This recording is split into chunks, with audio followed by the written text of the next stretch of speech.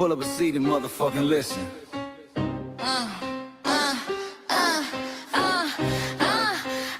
Pull up a seat and motherfucking listen. Pack your bag, time to go home. Talking crazy on our soil where our blood and bones grown. This our grind, we outside on it. While y'all fools on the outside looking, y'all show no respect to Black America, so leave. Hey. Y'all don't get it, so it's time to go home. Get the hell up out of America, take your digits, make it just fly on.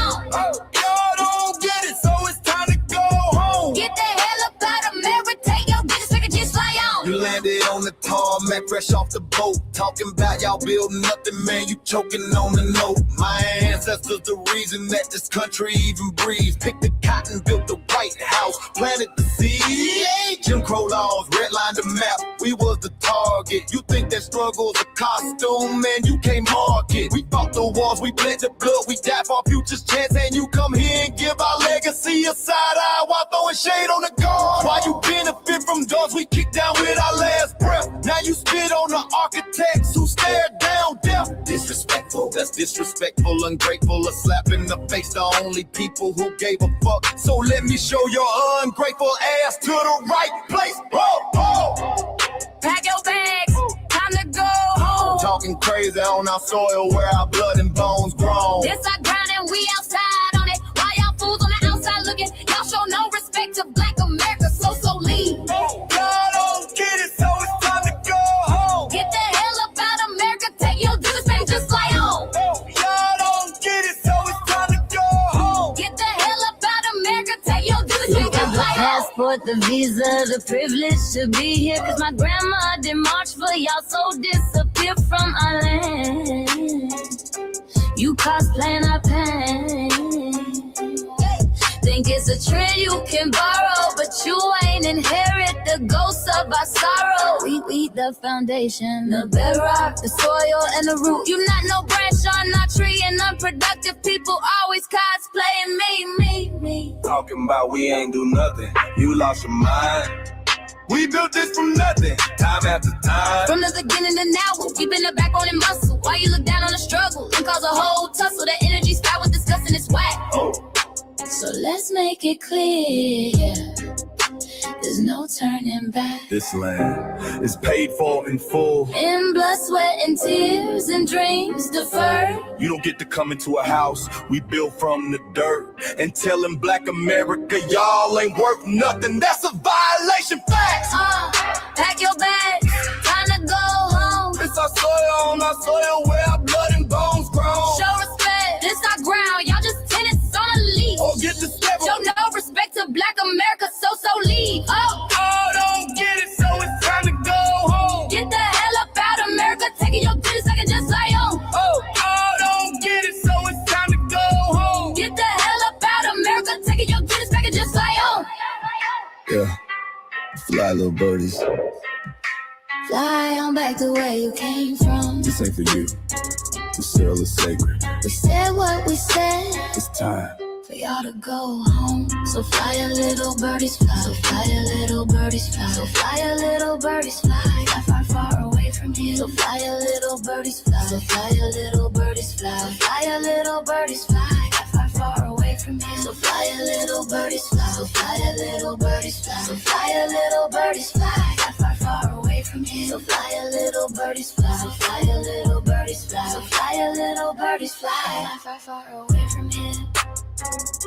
Bye bye little birds.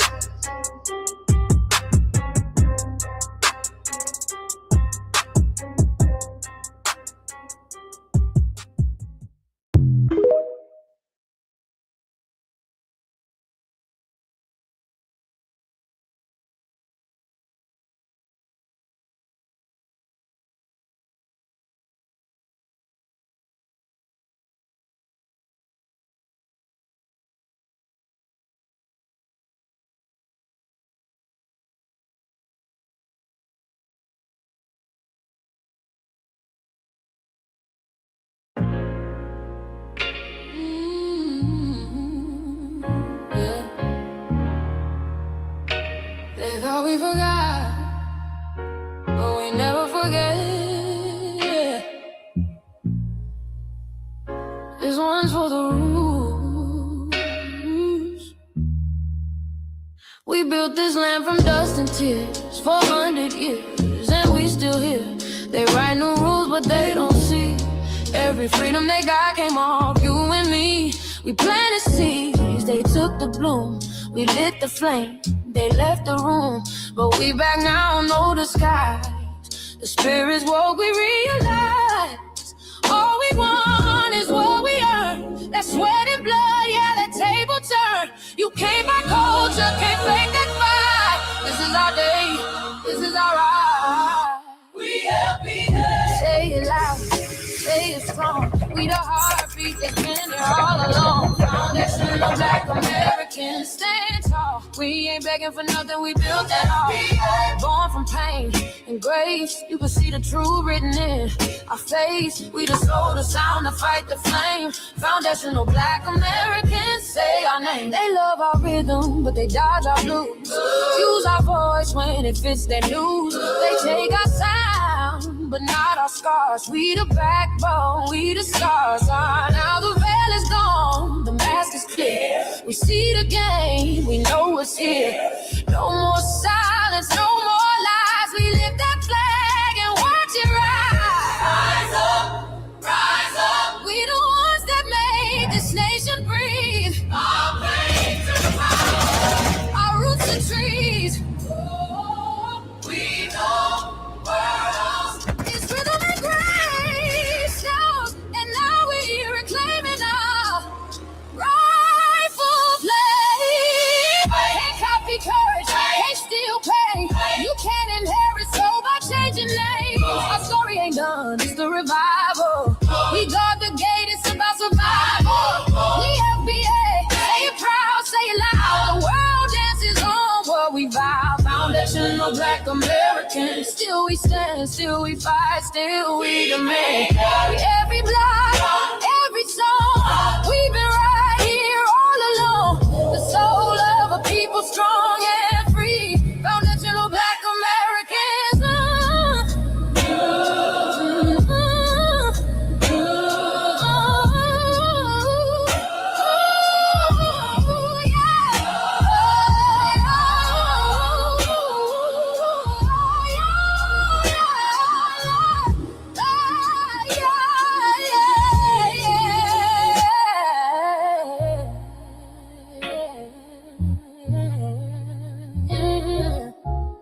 We the first, we the root, we the fire.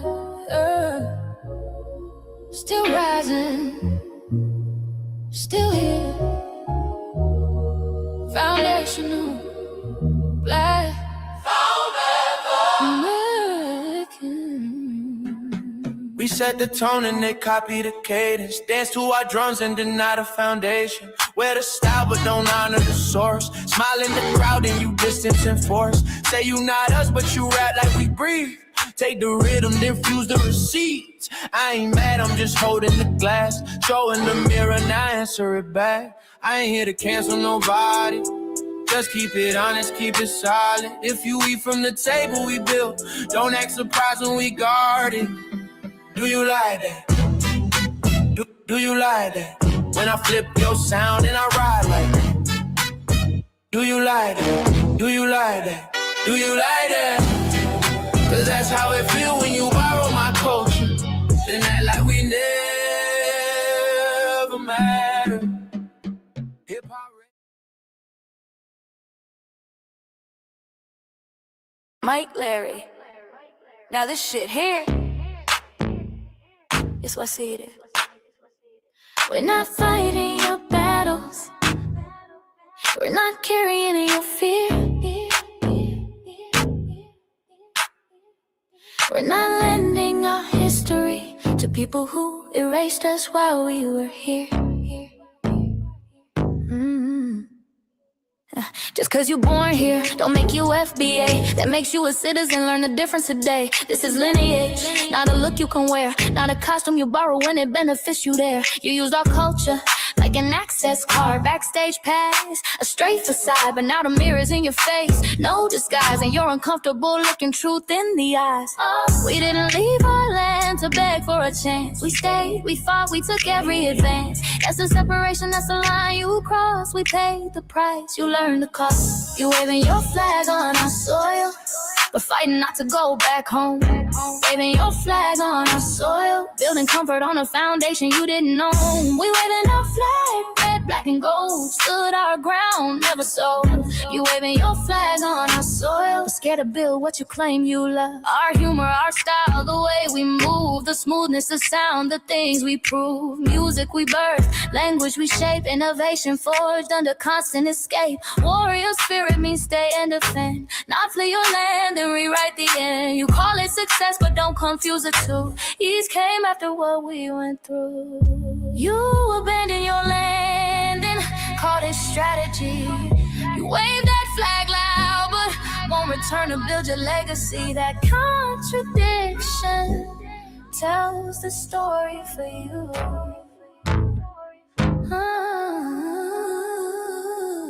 You waving your flag on our soil, or fighting not to go back home. We waving ours where we were forged, every inch earned, every brick known. We can't be deported, and that truth changes everything. We can't be deported, and that truth changes everything. We know who we are, and now we see who you are too. Just because y'all born here doesn't make you FBA at all. It makes you an American citizen. It's biologically impossible to be us, because it's a lineage, not some damn costume you can just put on to look cool. You immigrants and immigrant Americans has used our culture as an access card, a backstage pass to our culture. Now y'all have to look in the mirror. Our sense of humor, the aesthetics, mannerisms, the style of dress, the smoothness, the creativity, our genres of music, innovativeness, our slang, our warrior spirit by staying on our homeland and fighting and not fleeing to somebody else's land to beg for a better life and shit on the very people who fought to have us there. That's who we are. And we know who the hell y'all are waving your flag on our soil and fighting to make sure y'all don't go back.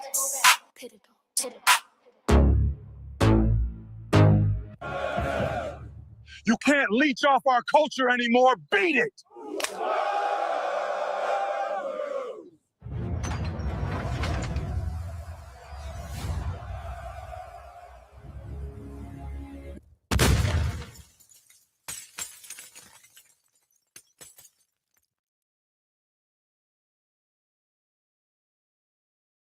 Mike Larry, man, you did it again.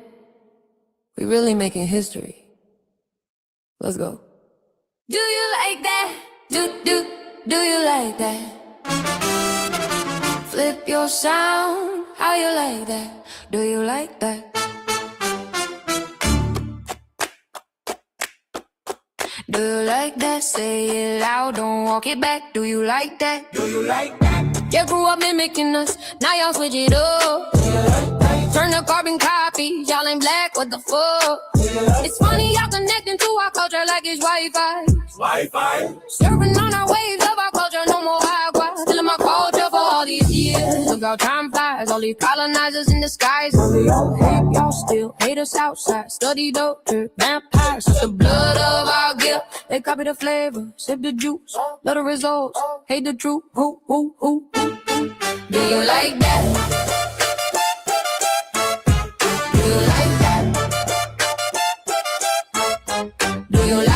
Flip your sound, how you like that? Do you like that? Democratic shields, talking points, the road they fill. Fish and chips, agent on the mic, judging FBA, but ain't you half white? Talking like you one of us, we need a pool face. The agent type with a prune face, like 50 and Jim, it's a cold game. Throwing stones cause we build our own lane. I'm joking, kinda, but I mean that. Smile calm, pressure intact. Y'all proud where y'all from, where they flag, beat they drum. But when it's us, tone switch fast. Same pride, but it's too much. FBA pride, lineage solid. You can't put this on, can't try it on. Built here, stayed and fought, that's the difference. That's the car. Do you like that?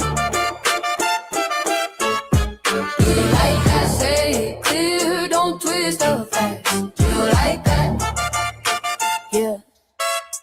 Do you like that? Do you like that? Point made. No edit. No care.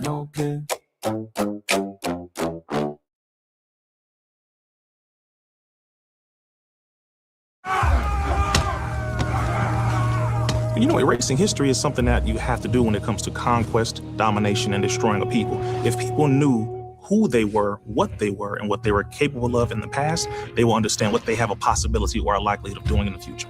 Foundation of Black Americans, we've always had a culture of resistance. We cultivated a culture of resistance on this land, and we've been resisting ever since we've encountered European domination. But nothing was really popping in Europe until the transatlantic slave trade, and that's where they amassed a lot of wealth. One thing that I think is unique about our culture as far as how we resist, how we fight back, is just the environment we were put in from day one. Being only 13% of the population, the white supremacists were very meticulous about keeping that population at a certain amount. There was never a period when we did not resist the encroachment of the white man. They have a natural behavior of authority no matter where they go. That's why they'll step up in front of us in the line at the store. We're not important. They don't even see us. We've never been able to excel. We've never been able to relax. We've never been able to just be, which means that existence is resistance. It must be something in our DNA, our historical background, to when something doesn't sit right with us, especially spiritually, in our souls and in our spirit, we just say no. We live resistance. You know, from the moment we're born, we're in resistance. And it's handed down generation to generation. And so I think that cultural resistance is actually in our DNA, in our epigenetics, and then it blossoms out into the culture. So there's almost nothing in America that we do, from song to dance to politics to the way we talk, the way we dress, having coded languages considered to be slang today. Everything about Black American culture is a form of resistance.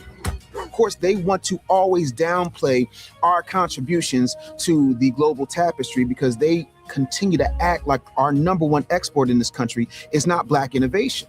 Everyone understands that our resistance has been the cornerstone of what foundational Black Americans have always done. We are the life that breathes everything into this nation. The further back you go, the further Black you go. It's just simple like that, brother.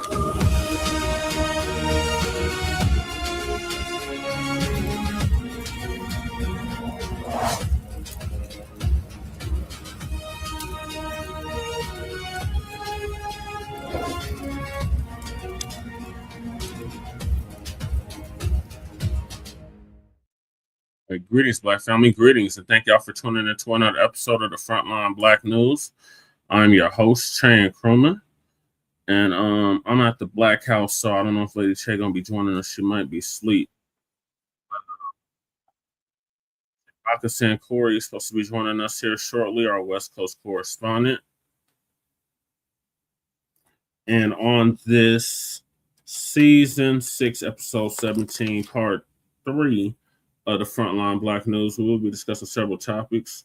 The first topic is the war in Iran. The Iran conflict will raise more than oil prices. Thousands protest the war across the U.S. and around the world. Trump begs allies to help secure the Strait of Hormuz amid rising tensions. The FCC chair threatens to pull broadcast licenses over war coverage. South Africaners, otherwise known as the Boers, flee the U.S. and return to South Africa, or Xania, as Shabaka calls it. Yeah, she getting some beauty rest. What's really happening?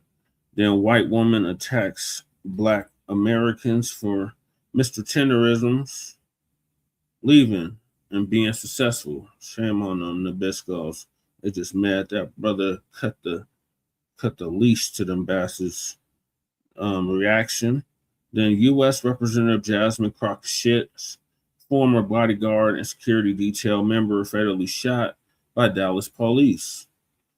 Does the term African American make FBA's de facto immigrants? FBA delineation is causing the diaspora in African countries to do this, exposing tribalism. Should Ghana receive reparations for slavery? Not if we don't receive ours first.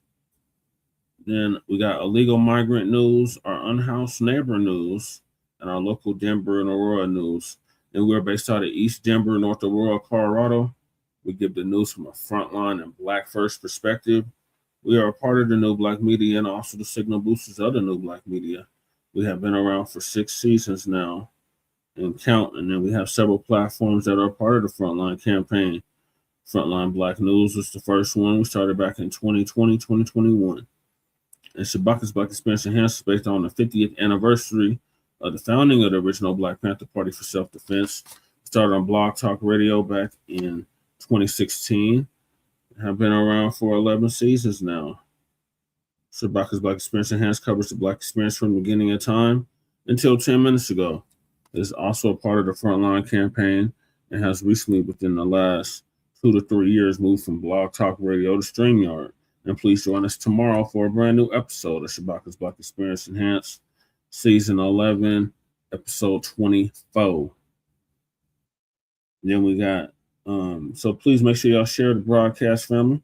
Please join us on StreamYard, YouTube, Frontline Blacc News.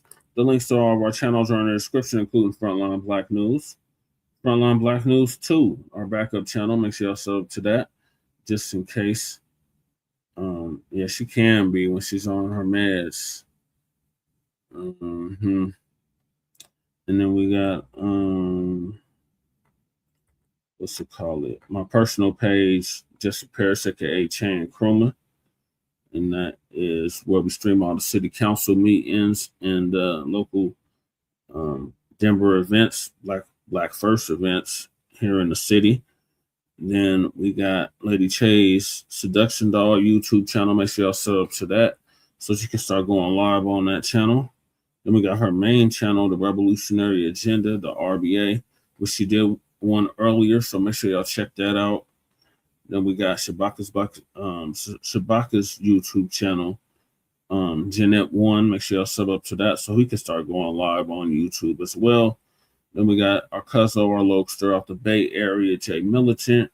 His channel link is in the description. What's Cracking TV with Jay Militant. Make sure y'all sub up to his channel. Then we got our brother Kool Keezy out the Mile High Income City, who usually joins us and usually does the intro track for the Frontline Blacc News. His link to his YouTube channel is in the description. Kool Keezy 5100. Make sure y'all check that out. Then we got our brother out of Virginia, Breeze Omega via New York. Hempstead to be exact, Long Island or Strong Island. Shout out to Breeze Omega. He was live earlier. I was tapped in on him briefly. Make sure y'all check him out. He just surpassed 1,000 subscribers. And then we got our brother Watts from Watts, California, the Church of Black Power, who's now in Houston, Texas. He was live yesterday. He did an awesome stream. Hold on, Shabaka, I'm gonna bring you on, but make sure you are on mute because if you have background noise. I'm just finishing up with the intro. Then we got Black Truth United, our young brother who came up with the B1 Rolodex, which is a modern day green book for FBA and B1 businesses alike. Oh, okay. I'm sorry, Goddess Nabi. I misunderstood what you were saying. And then the link to submit your business, your FBA business to the Rolodex is in the description. Then we got the B1 Rolodex link in the description as well.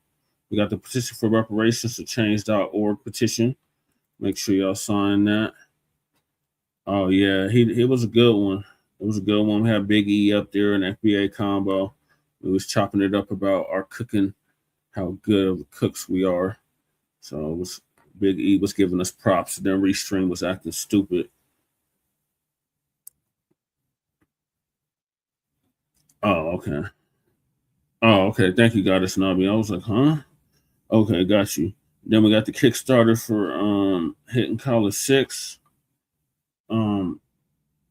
make sure y'all donate to that. It's only like a few days left for that. So donate if you can so we can get Hidden Color 6 into production. Then we got Lady Chase GoFundMe. Make sure y'all donate to that if you can. And we got the Shabaka Fund as well, which I'm going to put up here shortly. So make sure y'all support that if you can as well. And then we got copyright disclaimer under Section 107 of the Copyright Act of 1976. Allowances made for fair use for purposes such as criticism, comment, news reporting, teaching, scholarship, education, and research. And I do not own the rights to the music. And if you don't understand racism, white supremacy, what it is and how it works, everything else you think you understand will only confuse you. In all 9 or 10 areas of human or people activity, that's economics, education, entertainment, labor, law, politics, religion, sex, war, and religion. Oh, okay. Thank you, Goddess Nabi. Appreciate you tapping in. And that was by Mr. Nelly Fuller Jr., who transitioned exactly a little over a year ago at the age of 95. ProduceJustice.com. And when you are a Black person or captured by any race soldier, you must never fuss, fight, or flee. Comply and defend yourself in court, also by Nelly Fuller Jr. ProduceJustice.com. And last but not least, we got Racism and White Supremacy as Conscious and Subconscious Behavior to Maintain White Genetic Survival, to Prevent White Genetic Annihilation. And that is by Dr. Francis Cresswell Wilson, our master teacher, who transitioned exactly 10 years ago at the age of 80. And shout out to our FBA brother Tariq Nasheed for paying for her funeral, along with several others. So those are the topics. Make sure y'all hit that like and subscribe button. Shout out to everybody that's tapping with us early. We had Goddess Nabi in the building. We got Twin in the building. Shout out to Twin for hyping up the room. Then we got Fresh Always. Appreciate you tapping in as well, brother. And anybody that's peeking and not speaking. And we just got Shabaka in the building. Just let me know when I can unmute. You can unmute now, Shabaka. Now is your time. What's going on? Greetings, Shabaka. High income and illegal migrant flooded city. How was it out there in the other part of the Wild Wild West? In the sense, we had 67 degrees. It's clear. The air is starting to get warm. You know, hopefully I'll be seeing some Nabisco's peel. You know what I'm saying? I always take great pleasure in that. You know, okay. Yeah, because you sound real distant. Yeah, step away from the shit. Okay. All right, brother Check. Can you hear me now? Yes, I can hear you loud and clear now.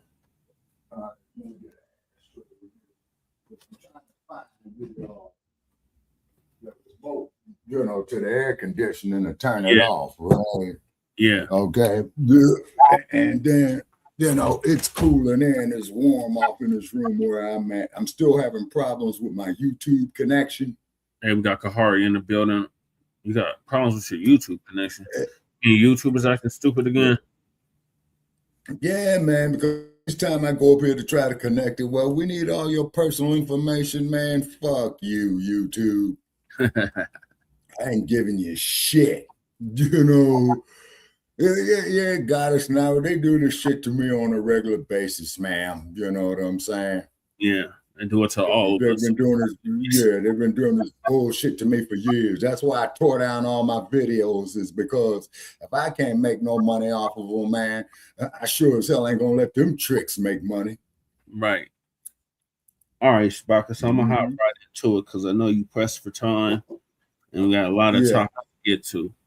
So the first one is the Iran conflict will raise more than oil prices. Oh yeah. So that's what it's designed to do anyway. And the place is gonna get hit the worst is out there where Goddess Navi is in California. Yeah. As we've seen during the pandemic, gas prices were up to $8, $9. Yeah, man. Yeah, man. You know, all that shit there. Okay, we got Our Voice Global. That's Kahari. Okay. The YouTube channel. Okay. Oh, okay, Kahari. Do you agree with the join the military as okay, so I guess our voice, okay, that's Kahari. So I guess you're saying should black folks join the military at this time to go to war? No. No. We literally fought in every single war this country's ever had, but this is not a sanction. Exactly. So and then on top of it as well, too, you see, I don't appreciate this bullshit that I've been getting over the internet about the former heavyweight champion who refused to go. And they called that man a coward. And I'll never forget when I saw a clip in 1967 where that brother got up there and said, hey, motherfuckers, if I'm such a coward, I'm prepared to die fighting one of you bastards. Do I got any takers? You could hear a pin drop in the room. Mm-hmm. Yeah, the hell with them Nabiscos. That's talking down on our legendary champion, Muhammad Ali. All right. Yeah. So I'm going to get to it. Lisa going to give us an update on that. Okay. And if somebody can give me some directions in a private, can give me some directions of how to rehook up this damn YouTube again. You might have to tear that on that page and start using that other room. Because you got two pages. Huh? Yeah. Okay. Goddess Navi says, I heard and know that's right. Salute to Ali was a writer. Yeah, he was, Goddess Navi. Yeah, he was. Yeah, he was. Like Joe in the building. Salute, Black Joe. Hey, Joe. Stay strapped or get clapped. We have no allies. FBA, FRO. That's right. Okay. And what was FRO again, Joe? FRO is Field Revolutionary Operations. Field Hand Revolutionary Operations. Okay, fresh always. Yeah, Ali was the greatest. And that's Goddess writer, Goddess Navi, Ali was a writer. You know what I'm saying? He was a writer. All right, Lisa gonna give us an update on the Iran conflict. Will raise more than oil prices. Shout out to Lisa. Oh yeah, you're gonna have a chain reaction in the economy. Okay, going on mute. Well, we're gonna talk about Donald Trump made this promise. He made a promise saying that day one, prices in this country would go down when he took the presidency. And it has gone up the entire time he's been the sitting president. And now many people are upset because it's going up because of the war. And they got this plan to put all these millions of barrels of oil out, hoping it will drive the prices down. But even the economists are saying it's not going to drive the price down. As long as this war is going on and the Straits of Hormuz is closed and people are not getting their oil because of that, it's going to continue to drive the prices up. So the prices you're looking at now, it's no telling how high gas prices are going to go. They said some places could be looking at $8 per gallon. And I tell you what, if it goes that high, I will put my sneakers on and gladly walk because that is crazy. $8 a gallon. Wow. Donald Trump don't even drive. You know that? Donald Trump doesn't even have his driver's license. He's been, people been driving him around his whole life. He's had chauffeurs and people that he hires. But Donald Trump don't even have a driver's license at all. But the thing that gets me is how much this is going to hurt so many people. There were people already struggling bad enough to make ends meet. But now that this war is going on, it's surely going to make things worse for a lot of people. Folks are already feeling the pinch. And every day I'm hearing about how high the gas prices are going. I see it every single day online. And it has the chain reaction. So if the gas and oil go up, the food is going to go up. You know, it's hand in hand. Travel is going to go up. Jet fuel is going to cost more. So they're going to pass that cost on to the consumer. During the pandemic. Yeah, so I'm sure not looking forward to this year, because I know as we go along, nothing is going to come down. It's not coming down. All right, y'all, let me go ahead and share my screen. Okay. Please give me a 1 if you can see my screen. Yes, Lucy. Shalom to everybody in the chat. Okay.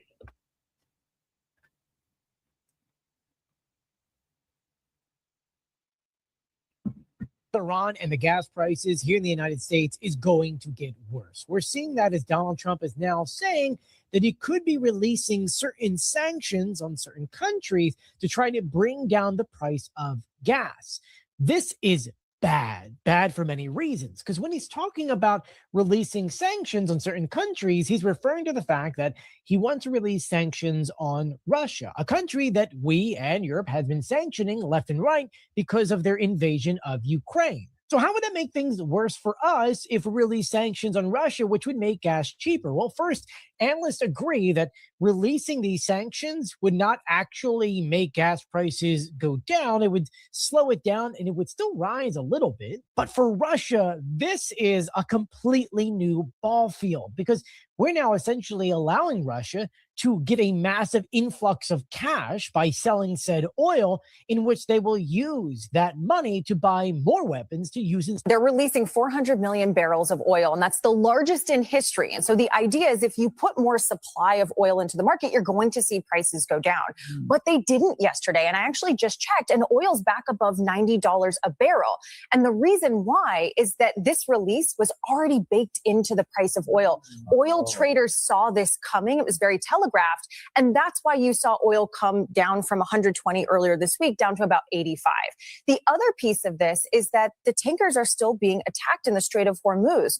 So yeah, 400 million barrels feels like a lot, but when you've got 15 million going through the Strait of Hormuz every single day that can't get there, it's only about 25 days of supply of oil. So it helps, but it really doesn't solve the problem. So that's why you're going to see the volatility happen or continue to happen, and gas prices continue to stay elevated. Needless to say, drivers very upset about this. I saw an interview with one guy this morning that said the gas pump was looking at him like a bank loan officer about to charge him a lot of money, trying to make a joke about it. But it really isn't funny. How much longer do you think we'll have these higher prices? I think you're going to see them stay elevated for longer. This release will help slow the pace of increases likely. But remember, we're marching towards the summer months when you already have gas. That summer blend cost more anyway. And when you have so much volatility, it's really hard for these companies to price a gallon of gas. Everyone that I'm talking to says 3 weeks is really the mark where you could see the next big increase, because when oil supply is constricted for that long, that's when you're going to see people get even more anxious about things. Breaking news into the Don Lemon Show newsroom as it involves a war in Iran. Get ready for your gas prices to skyrocket, because according to Iran, they said be prepared for the price for a barrel of oil to go up to $200. Right now, it's about $100. It hasn't hit that since 2022. However, gas right now is at $3.58 average a gallon. It was $3.48 a gallon yesterday. So 10 cents a day, you do the math. Within a matter of weeks, it'll be to $5, $6, $7 if this continues. Just so you know, when Joe Biden left office in 2025, gas prices were at about $3.11. Now they're at $3.58. Donald Trump likes to talk about gas prices. This is his own creation, a crisis of his own making. Let's see how he gets us out of this. But get ready to pay a lot more for gasoline. What do you think is happening to the price of gas? The price of gas is up 50 cents in the past 2 weeks. I paid $3.98 a gallon the other day. They showed some places that's $7 a gallon. Dang. $7. Oh my God. It says construction companies cut 11. And what else you think is going to happen to the price of everything else? Because remember, everything has to be transported to get to you. All right. So price of eggs, price of cheese, all that stuff that have to get on a truck or a train to get to you, it's going to go up. All right. I spent $15 more to fill up my tank this week than I did last week. Iran tells the war to prepare for $200 a barrel for oil. What? Yes. The Iranians just told the world to prepare for $200 a barrel for oil. It's more than double the current prices you're paying. So whatever you're paying, for example, at the gas pump, you're paying $3.70 a gallon, then you're looking at nearly $8 a gallon. In some places, some states are paying significantly more than that. You can thank Donald Trump for this. They didn't expect Iran to attack oil resources, oil facilities, oil hubs, and pipelines, and to block the Strait of Hormuz. Big F up, Donald Trump. Y'all missed this one, didn't you?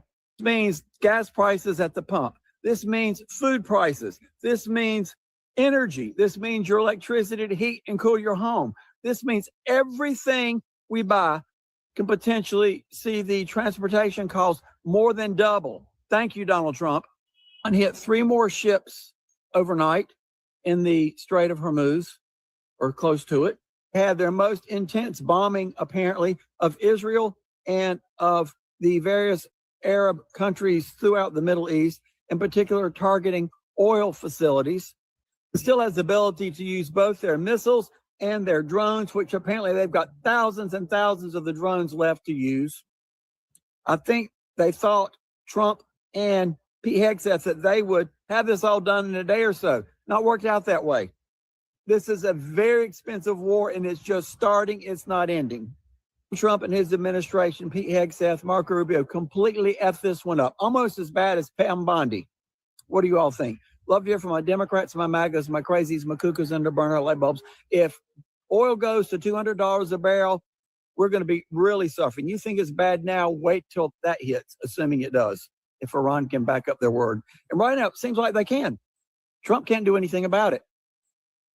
The Trump administration keeps telling us that as soon as they stop this active war in Iran, gas prices are going to come right down. I read something today that told me why that is absolutely not the case, and I want to explain it to you. But what it said is that even if Trump ends this war tomorrow, which he likely can't, Strait of Hormuz may stay closed for months. It's all because of insurance companies. So most of us have the basic picture right. We understand that oil prices are going up because Trump launched this unauthorized war in Iran. As a result of that attack, Iran shut down the Strait of Hormuz, the single most important oil transit choke point on the planet. There's no real alternative route. So if it's closed, the world feels it, not just us. So we've got all that. But there is an assumption baked in for most of us, and I think for Trump too, that the strait is shut down because of active fighting, and that once the fighting stops, ships are just going to start moving again. That's what Trump is promising, but he is leaving out a massive factor. The Strait of Hormuz was functionally shut down by paperwork. On March 1st and 2nd, 7 insurance companies filed 72-hour cancellation notices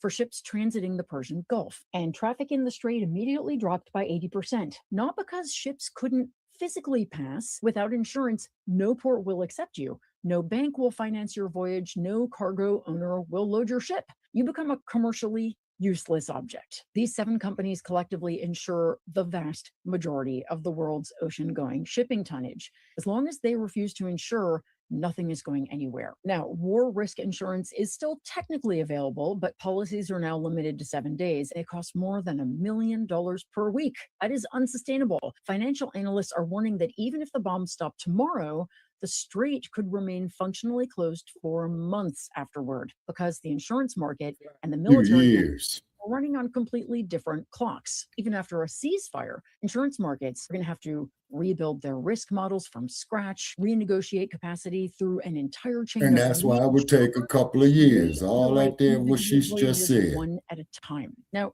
Trump has announced the U.S. government will offer insurance to ships in the Gulf and that the military will escort them through if necessary.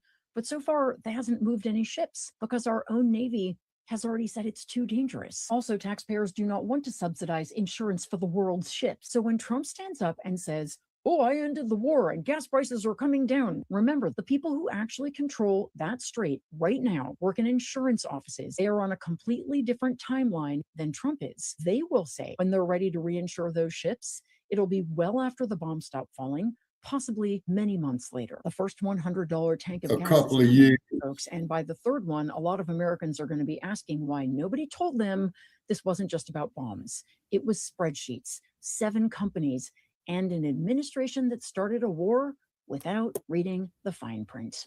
Let's chat quick about diesel prices. While drivers fixate on a spike in gas prices stemming from the war with Iran, some people can insulate themselves by driving an EV or using public transit. But a jump in diesel prices impacts almost everything all of us buy. And the price of diesel has shot up $1 a gallon in Minnesota in less than a month, and it's even more than that nationally.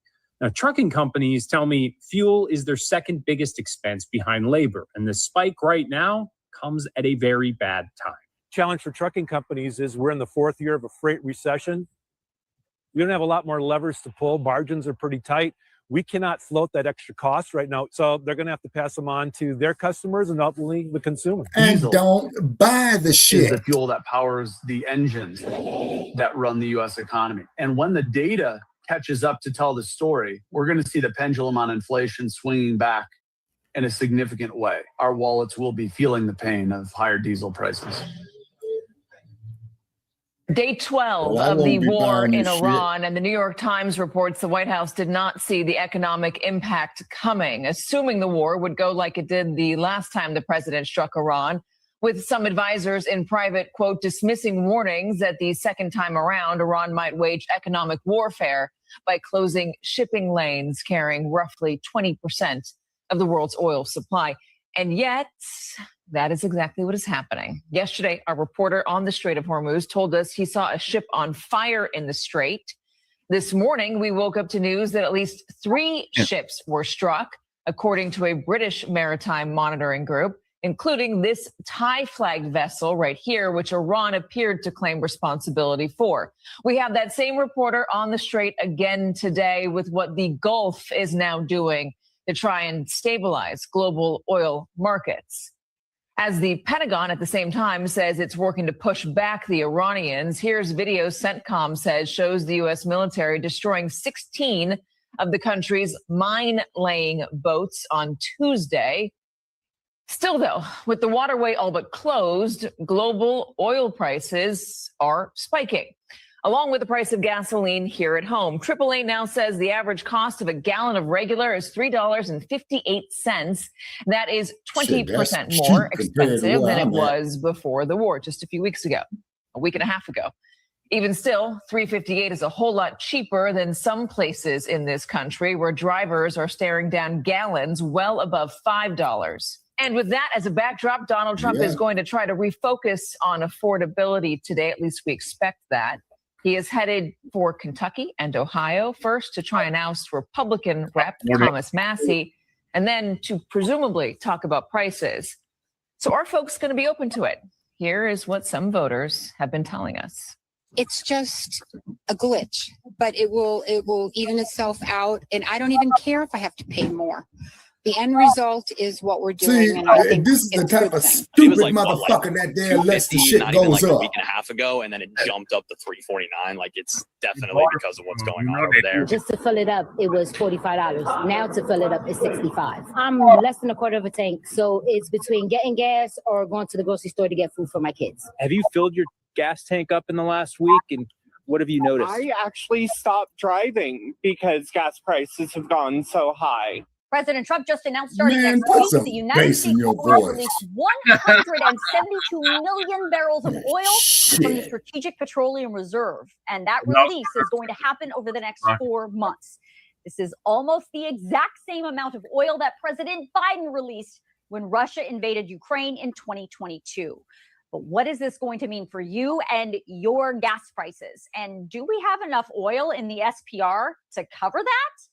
Well, let's start there. According to the U.S. Energy Department, as of today, the Strategic Petroleum Reserve's crude oil inventory is sitting at about 415 million barrels. Right. According to the Energy Department, that is the equivalent to about 4 months of crude oil net imports. The SPR has the capacity to hold 714 million barrels. That means, as of today, the Strategic Petroleum Reserve is only 58% full.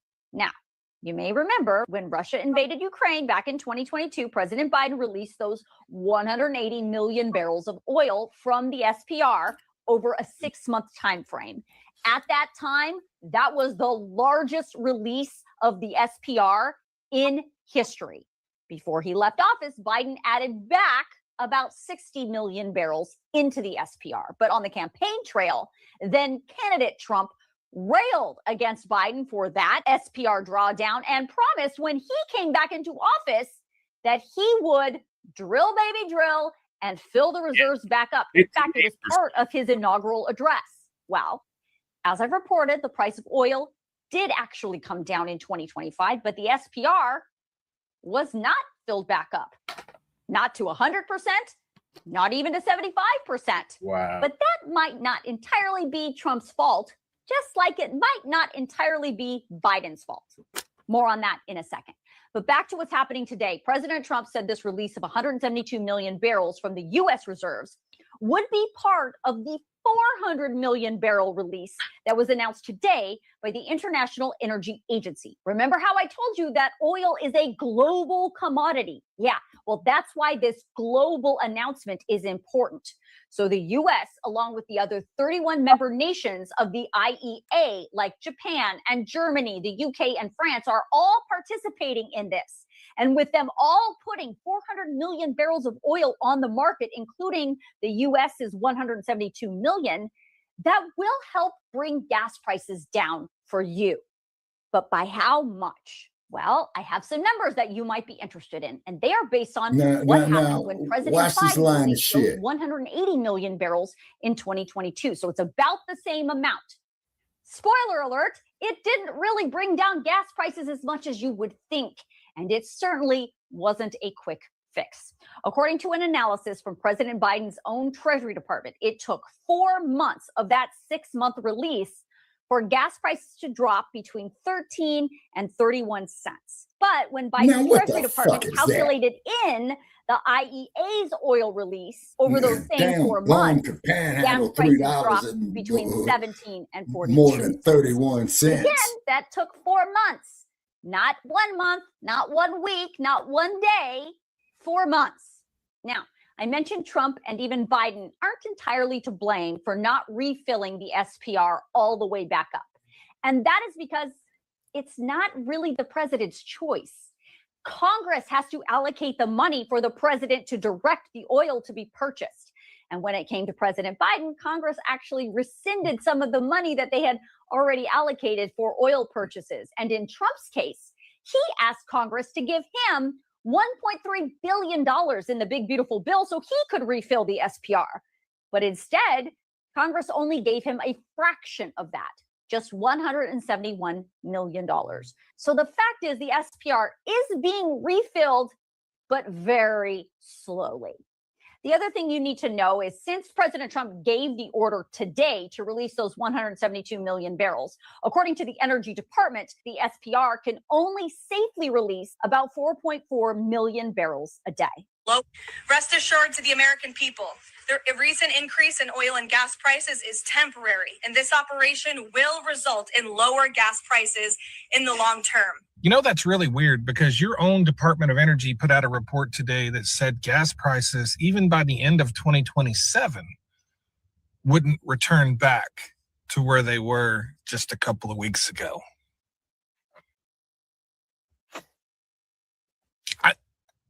I'm just saying. So I guess I'm just curious if your own Department of Energy and your own EIA states what they stated today. Where are you getting your information from exactly? If you're not getting it from your own experts, could it be from your energy secretary who said this morning that gas prices will return to normal within weeks, not months? The guy that is the head of this agency? Thanks. We have major updates regarding the war in Iran. The war is expanding rapidly. According to reports, Hezbollah has joined into the war. And there are now preliminary reports from Cyprus Mail that a British base in Cyprus was struck by a drone. At the same time, get ready to pay for more at the pump. Reuters is now reporting that for the first time in months, the average US gas price at the pump will be over $3 a gallon of gas as the price of oil has surged. What the hell? I can give me some $3 as a result a of this gallon war. of gas. In addition, the U.S. stock market futures are much lower. The Dow fell over 500 points as a result of the conflict. Donald Trump has not taken any questions from reporters tonight in a very major break from I wonder why. in a ways he's acted. He didn't take any questions on Air Force One. He didn't take any questions when he got off Air Force One. The American public remains in the dark. Spread the word. Follow for more. We have major updates regarding the war in Iran. The war is expanding rapidly, according to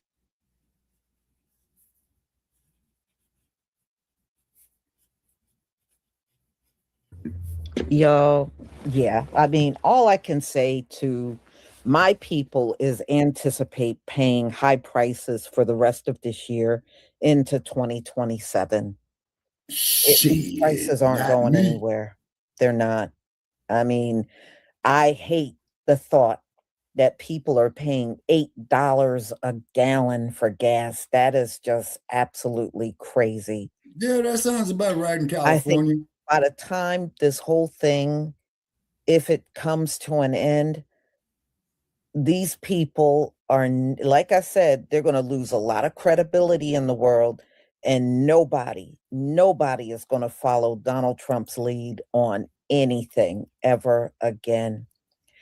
Edom, I think Edom's downfall is inevitable. Once the world refused to accept their rulership and start ignoring them or not dealing with them at all, that's going to be a major, major blow for them. You know, the fact that we see no allies joining Donald Trump says it all. That means they're not with Donald Trump and they don't care. Donald Trump is losing, and the allies that America has do not care. In fact, about 2 days ago, Canada dragged Donald Trump over the war. So you're not going to get Canada. You're not going to get Mexico. You're not, well, the Latin American countries, I mean, they are not exactly world renowned for having strong armies. They're just not. And the Europeans over there, they're not even trying to join Donald Trump in anything of it. They're condemning him, but they're not joining him. And y'all, I really think this is very telling to what kind of future Esau is going to have. Esau is literally going to be abandoned. And we're just starting to see the beginning stages of that right now. So y'all, this is my final live. Thank you so much for being here. Boy, if you can save any of your money, you know, or try to conserve where you drive to in your car and just go, you know, when it's necessary for you to be out there, then you may be okay. But, you know, this is why, because of the gas prices, and I know there's probably businesses out here that will never agree with me, because of the gas prices, they should let people go back to working from home. I really think in the long run, that would be better for the consumer instead of gas going up $7, $8, and then you're obligated to get on these roads and drive to work. They really need to reconsider allowing people that can do their job. Don't buy the shit. Let them do it. Get a bus pass. I mean, I understand buy all the jobs shit. cannot be done from home. Yeah, well, let those people drive to work, but the ones that don't need to, be in front of customers or anything, let those folks work from home. Or you're just working on your computer all day. Why can't that be done from your house? Yeah. I just think when economically people are in trouble, people are already struggling to pay rent and mortgages. Now they got to pay these high ass fuel prices out here. Let them work from home. Damn, how hard is that?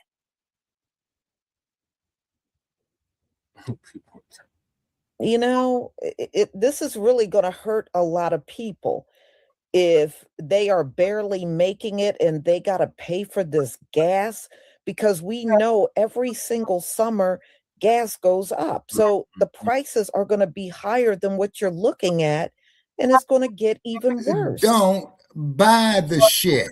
I don't know. Maybe I'm asking for too much, y'all. Yeah.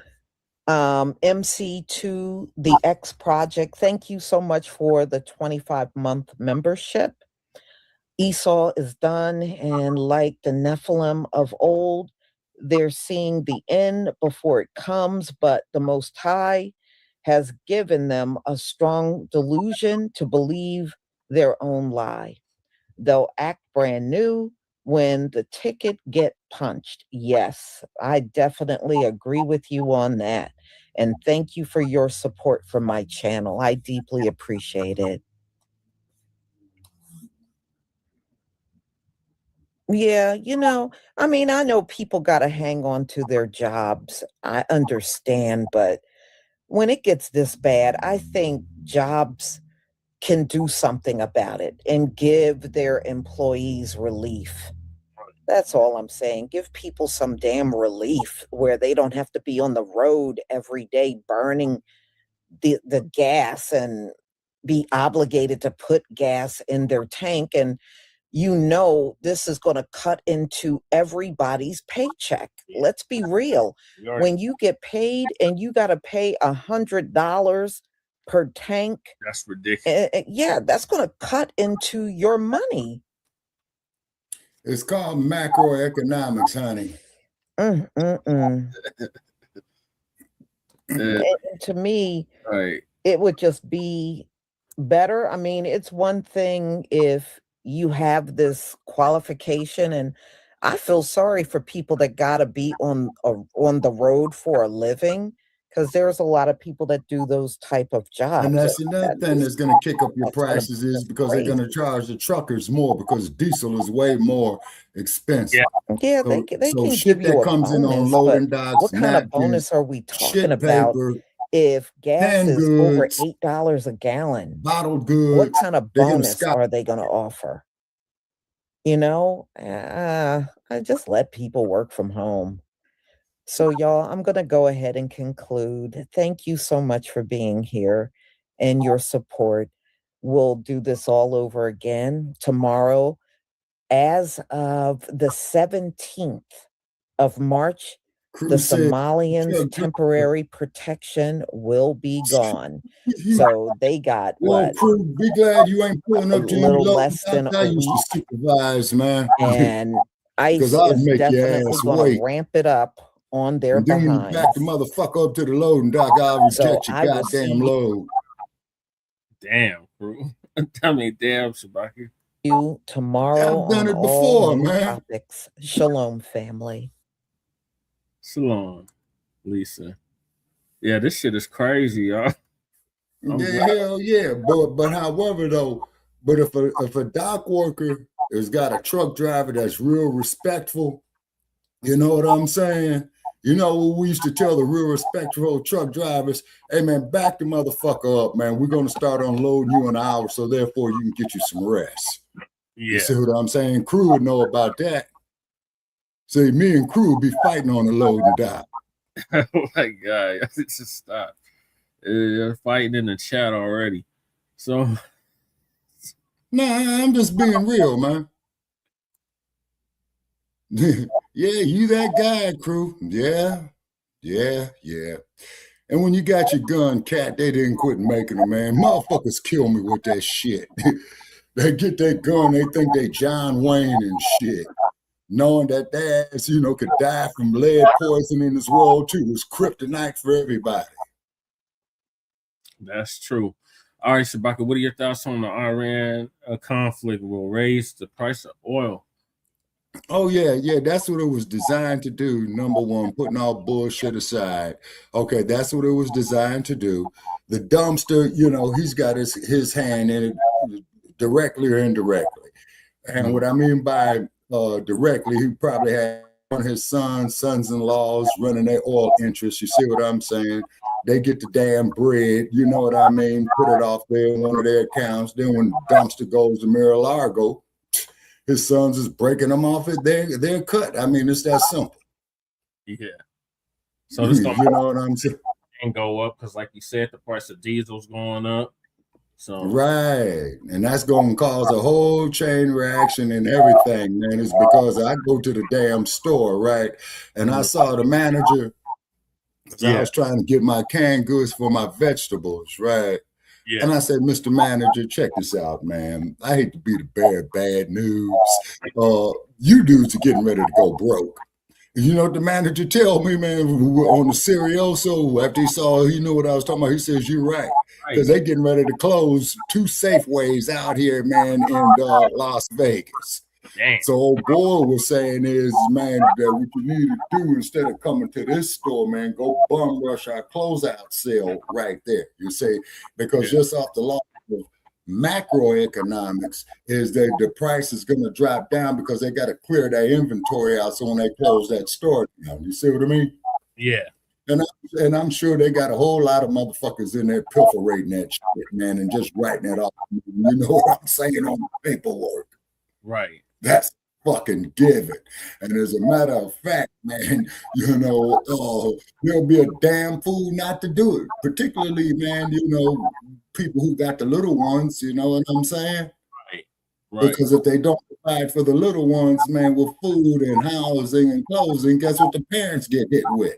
Child neglect. Yeah. You see, and then what happens is those little children get removed from the home, get placed in a foster care, and only God knows what happens to those babies there. Yeah. That's true, Shabaka. That's all true. Mm-hmm. All right, so moving along, we got this war is causing thousands of protests across the U.S. and around the world. So okay, now that's a good thing. That is a good thing. That is a good thing. Okay, it's because this is a repeat of the Vietnam conflict again. Hell no, we won't go. We won't die for Texaco. You see what I'm saying? And then, not to mention the fact, okay. Wait, you put John Wayne up. Hey, Shabaka, don't fuck with me, fire. Left hand your ass. Man, fuck you, man. Fuck I'm you, Joey. man. I'm Joey Cartwright. Man, I'll snatch your bitch man. too. Yeah, okay, little Joe. Okay, little Joe. Right. Hey, what you think? You Big Hoss or something? Remember, Joe used to whip Big Hoss ass too. Now, you know what? Little Joe did fuck up Big Hoss one time. That he did, dude. And as a matter of fact, when Big Hoss was boxing, it was Little Joe who was training him.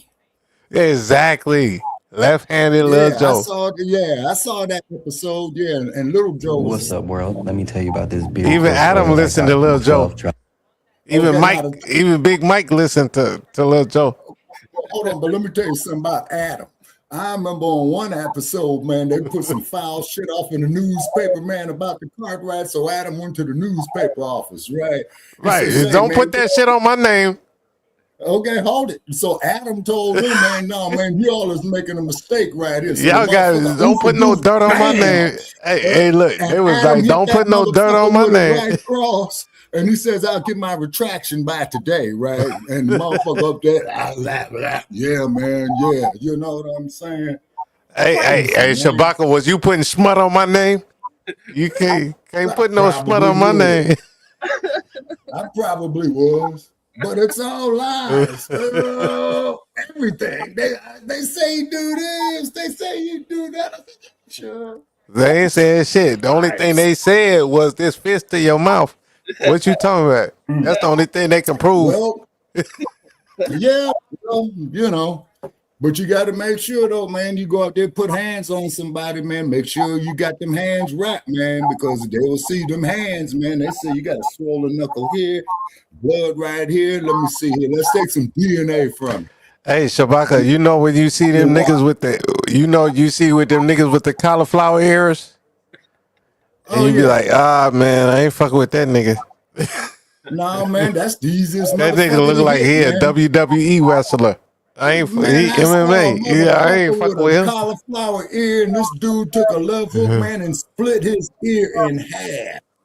Hey, I'm finna shoot his ass. I ain't.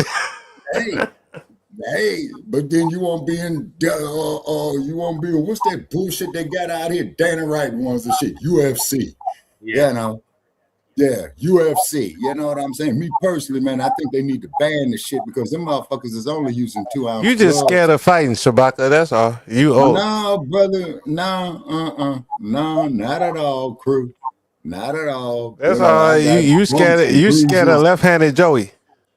Okay. No, because I know how to nullify left hand. You know how you do it? You got to convert to south. But you know, left-handed people know how to fight right-handed. So we just expect y'all to crew. Hey, look, I'm too covered. Yeah, I'm too covered. God on my side. God on my side. It's called a canic. It's called a canic pistol. God on my side. I'm good. Okay. And then the only thing I'm gonna do is put you in a Shaolin headlock, man, and break your spine. Man. You won't get that close to me without how are you gonna get that close to me without a 9 in your shoulder or in your gut? Okay, I probably like Joey left-handed. You're not gonna get that close to me without a 9 in your knee. You're gonna have a 9mm in your kneecap before you get that close to me. You will have a shuriken in your neck before you even clear it up. You won't get that close to me. I wouldn't have to be that close. I'll throw a quarter. Look, I'll put nickels on your eyes. I'll put nickels on your eyeballs before you get that close to me. And we gonna be carrying you. We gonna carry you with a police escort. It's gonna be pennies on your eyeballs before that shit happens. Man, you know, when they come scrape your ass up off the sidewalk, crew, I'm not gonna be there. It's gonna be raccoons eating your old meat. You're gonna be roadkill before you get that close to me. Let that motherfucker run, nigga, run. Hey, Shabaka, you ain't gonna get that close. No, them shurikens will. It's never a dull moment over here. I'm gonna send Shabaka to Minnesota before you get that close to me. That's too goddamn cold for me, man. Y'all can have that shit. We at 67 degrees hey, right now. Hold on. Wait a second. Wait. Do I gotta put the Las Vegas desert? Man, go get some heat. It's do I gotta put the Las Vegas desert snow back on? We got man. You don't know. It's 67 degrees right now. We got Leonard Day Judah in the building. Salute, Leonard. Hey, Leonard, what's going on, people? How you be? All right, y'all. Let's get to these protests. Oh, yeah. I'm all for them. It's the war. There's a lot of people that are in fear of a draft. Hey, Shabaka. There are a lot of the Las Vegas winter. Fear of the fallen snowing in Las Vegas. Their relative. Not at 67 degrees. They don't like. So my picture is lying. It's going in, and yeah, it's lying, man. I'm putting that in. This motherfucker looking at my thermostat right now. Donald Trump has given multiple that's just your toes on why he participated along with Israel and bombing Iran. Let me say he got And two when you questions. got to What's your give questions, multiple man? I could reasons, argue then Cruz he really crazy didn't ass have later. a legitimate I think reason Cruz at started all. drinking earlier this evening. And Man, all I was drinking, I was drinking this the shit. ones Yo, that are sweat gonna out your suffer the socks, most and that are shit got me our drunk as hell. relatives, our loved ones God that are in the damn, boy, military. You was drinking, man. Your socks were so sweaty, Shabaka. Man, And where's Bibby? I feel And for why these so many young AI people videos? because I know They when they threw signed that up for the there. military, it was With those really AI more of videos a because my career damn option, phone was not getting with it. into a war. I think And Shabaka is you got AI. to also look at the fact. could My be. question is to Hey, MAGA. Jesse, are you Why sure did you Shabaka trust is a real Donald Trump person? in I the think first Shabaka place? is AI. Donald Trump got a long. AI I bet Shabaka am from the future, and it does not work. he's really I am the Terminator. he's really a real person. I met him. Hey, Che, I like your background and shit. You got all your shit set up. I like that shit. Thank you. Yeah, but Shabaka is still AI. Cause I don't think there's no nigga. I don't even think an old nigga is gonna be acting like this with all the proof and evidence in front of him. And he's still a Pan African.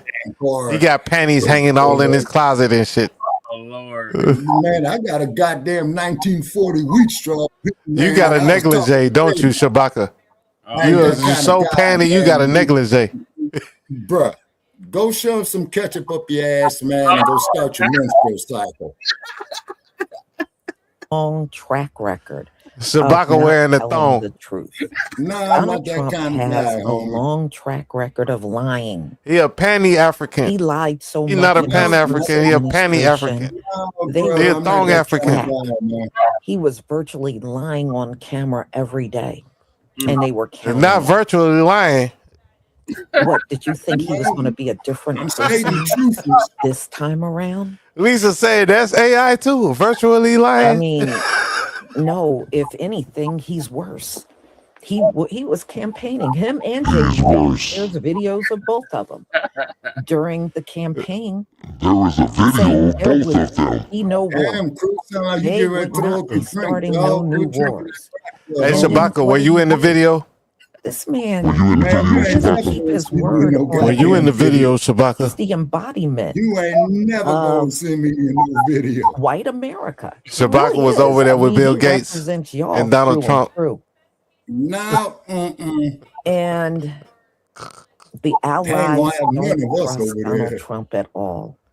And see, when you disrespect Lisa was there and too. treat them wrong over and over and over, now Over and over and over. they're not going to be there for you. What is Lisa talking about? Be there for you at all. At all, And Shabaka, he at even all, went over and wrong. over and over. Donald Trump even went to Zelensky. Even Zelensky turned him away. Damn. And Man, you threw Zelensky, this that man out of the busted White ass House. Hey, Shabaka went over there to get his You teeth fixed. complained that he didn't have a suit on. He went to Turkey and then he stopped over in Russia. Threw him out No, Russia too of the damn White cold House. for me, cat.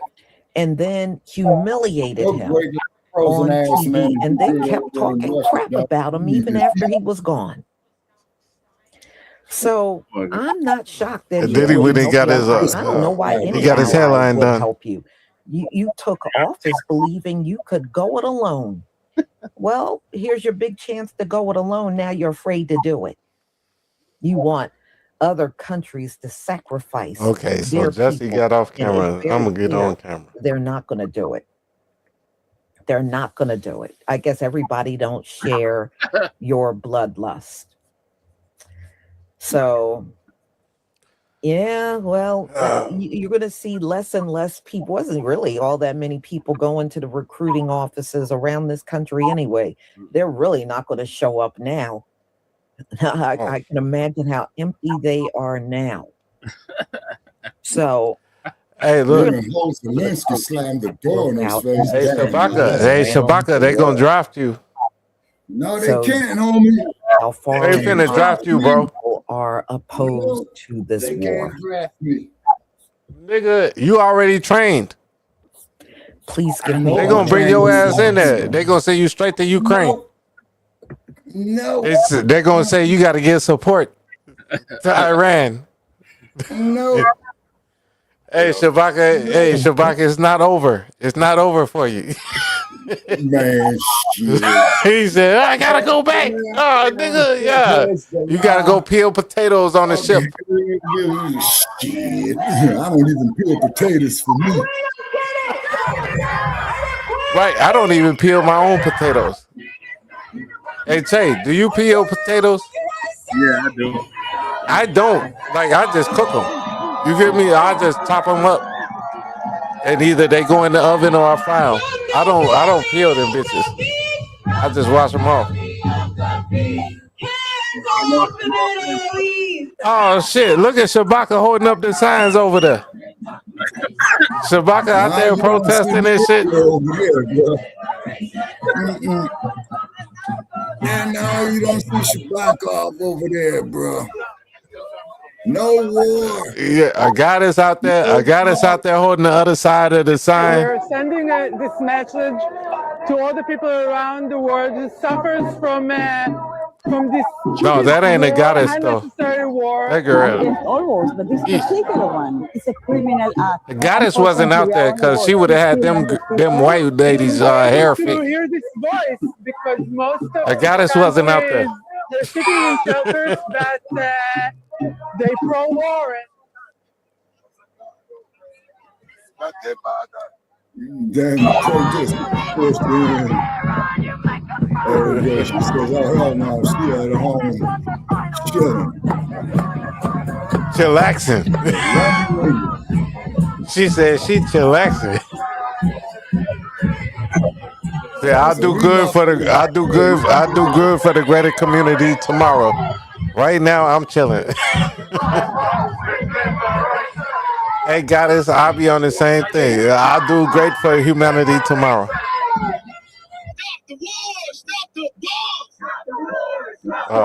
Who's this? Justin Amaz? Stop the war. Stop gathered today at the White House for a peaceful protest, rallying in opposition of the United States and Israel's bombing and subsequent conflict in Iran. Actions that these Americans tell Fox 5. Oh God, Jesse, is that you? This country stands for. With the earring, and the afro. I ask you, what is your I'm a protester. You're like, come on, Jesse, come on back. Hey, go chill with Goddess Navi. Chillax. Should we be bombing schools? Should we be killing children? I don't think so. You know, in the name of taking down a nuclear power. Because those be the people you see out there when you go protesting. Some crazy white people off of meth and shit. Like, what the fuck is you? You know what I'm saying? Hey, Che, you been out there before, right? Yes, I have. You know what makes Right, me I've been out there in Fargo, right? Hey, Shabaka, you been out there protesting, right? or something is And there's certain shit you be like, man, I'm not finna be out there with these people. These people are nuts. Blah blah blah. Right? Hey, Goddess, now. How many illegal and unconstitutional things have they done to our people? Hey, but Che, you know you be out there protesting like, man, fuck it, I'm gonna leave these people alone. Okay. Cause I ain't finna be out there with them. They on some count. stupid shit. When it comes down to us, nobody cares. If you'll pause her for a second, Constitution, so I nobody. can hear you. With the quickness, but we can't have all this talking. We got to get through the videos. So My bad. No, but that's what I was saying. Like, you've been out there protesting, right? yes, And you know, like, oh man, these people is nuts. yes, No, I'm going back inside. I'm not protesting this shit. yep. Like, what the fuck this shit? But also too, Che, you remember that clip I sent you a few years ago from the crisis actors in Oakland? Yep. And Lady Che just covered it too. All these paid on the RBA. Yeah, crisis actors. Mm-hmm. That's why I came over here, because I saw Lady Che, the RVA went live. I don't know why I didn't get no notification from you, Jesse. They're shadow banning the channel crew. But that's why I came over here, because I saw the RVA, and then I'm like, oh, damn. Well, I know Jesse went live on his 19 channels. Yeah. Yeah. I'm only on Front Line Blacc News tonight. No, I see, because my YouTube thing is clear now. But Yeah, be careful of PewTube now. We'll be back on tomorrow for Shabaka's Black Experience Enhanced. Yeah. What time? Morning or afternoon?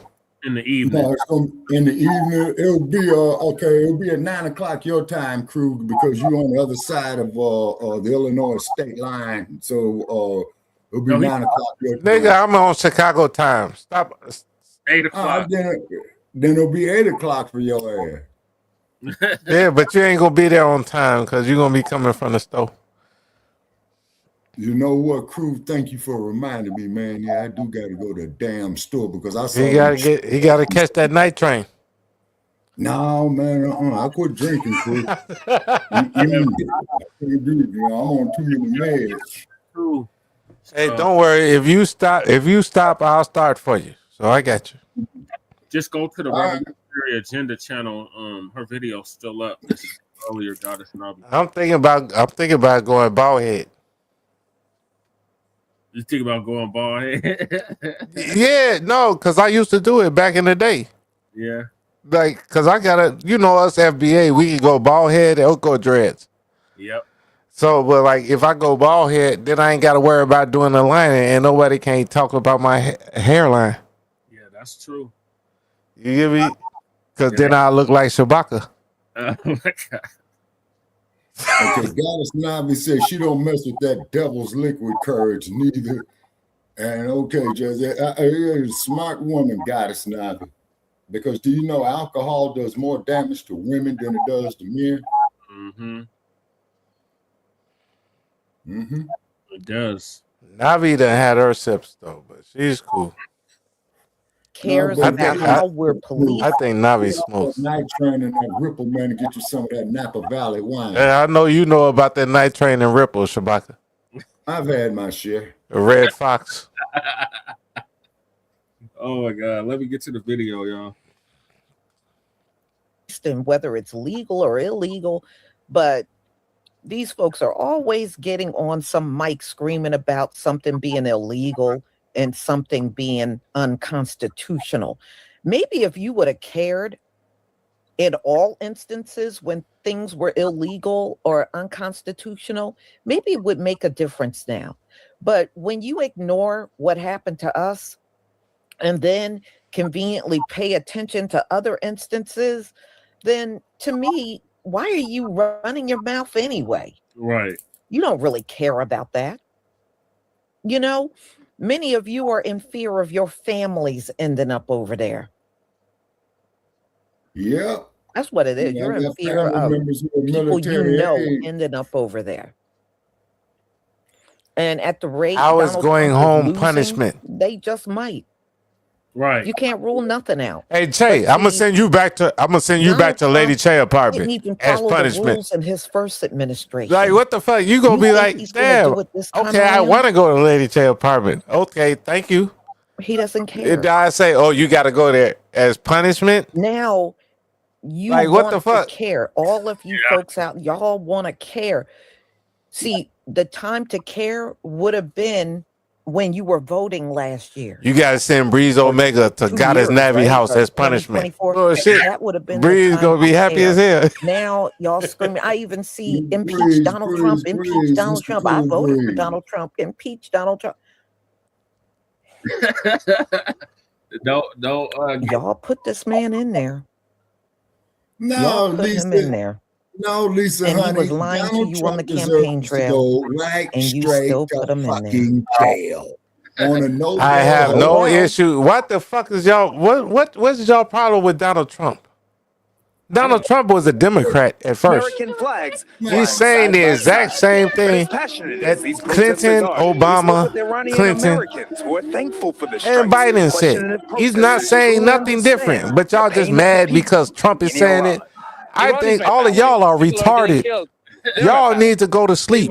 Y'all are too old. Y'all need to bury yourself because y'all cannot think. You need to go see Major Payne. Bro, That's what you need to Bill go see, Clinton Major said the Payne. same exact thing as Donald Trump, but y'all so retarded y'all can't even see that shit. What the fuck is wrong with y'all? You got a point. Emotions understandably high on all sides. Fox 5 here to capture the voices of the people. But y'all mad at Trump, but not mad at Clinton. And y'all still want to vote Democrat. What the fuck is wrong with y'all? Chanting in unison while proclaiming their resistance to a strike, to a war they feel have is certain unjust. traditions. Millions of our dollars are being used for many years. You know what I to mean? fund a war and a new As a genocidal man, campaign Taylor told Martin against Luther Iran King when he went and up there. against Palestine. I would much rather that Damn, money God, it's not go so to cool to shut his education, ass housing, up. healthcare. Instead, it went Okay, poof guys, man. in bombs, and we killed millions of people overseas. Man, that And Morse to the motherfucker right there. U.S.-Israeli war on Iran, which we have no business being a part of. In just the first 6 days of this war, the U.S. has spent at least $11 billion, and that's ridiculous. That amount of money could end homelessness. We hope it ends soon. We hope for the sake of the people there and of the soldiers who are threatened that the war ends. The administration's decision to strike Iran and enter the conflict on February 28th took some Americans by surprise and has sparked concerns about potential counterattacks here at home. There have been a series of incidents now being investigated as potential terror attacks. In a new interview about those attacks, President Donald Trump appeared to blame, quote, the genetics of the assailants. It's a comment raising red flags tonight. It's something that when you look at it in the historical sources, it reads as absurd. Now tell me, does Bill Clinton not sound like Donald Trump? And so this. Listen to me when I tell you this. I never had sexual relations. How the hell, with I that heard woman. Donald Trump say this before. How the hell are you a recessive person and you're talking about genetics? Right. This is why Lisa sounds retarded to me, because Trump is saying the same thing that Clinton said. Yeah, they all. Are you for real? Same thing. But I know y'all can't be serious. Lisa can't be that damn stupid. Donald Trump, y'all need Donald to Trump all is saying shut the up same about thing this Bill Clinton genetic said. stuff, okay? And that's why I If dropped the link. you are So not was reproducing- Lisa Cabrera is older than Shabaka. yammering She's older about than the fucking the pyramids. Okay, and your group So, is but she don't literally remember this becoming shit. extinct. Yeah. Everybody, old niggas get Donald retarded, Trump, nobody right? wants They to can't be you. remember that Clinton said the same shit that Trump is Nobody saying wants now, to be you, but they mad Donald at Trump.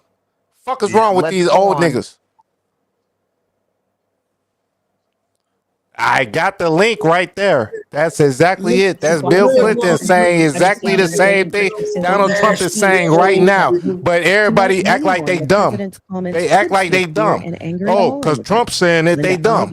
But Bill Clinton was saying it. Barack Obama was saying it. Hillary Clinton was saying it. Joe Biden was saying the exact same thing. But now because Trump's saying it, oh, all these old niggas is dumb. They all Democrats and they all dumb and they got Trump derangement syndrome. Ultimately hate. I don't know what's wrong with them. Are they retarded? Is nothing but destructive to the strength of this country.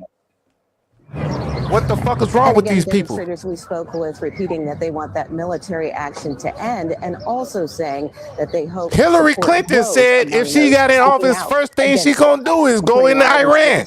Christy Smith. Instantly. Instantly, she said first day in office, she finna bomb Iran. That's what Hillary Clinton said. Now, because Trump doing it, oh, it's bad. What's wrong with these people? Listen to Bill Clinton saying this. Not He only in the sounds like states Trump. most heavily affected, but in every place in this country are rightly disturbed by the large numbers of illegal aliens entering our country. The jobs they hold might otherwise be held by citizens or legal immigrants. The public service they use impose burdens on our taxpayers.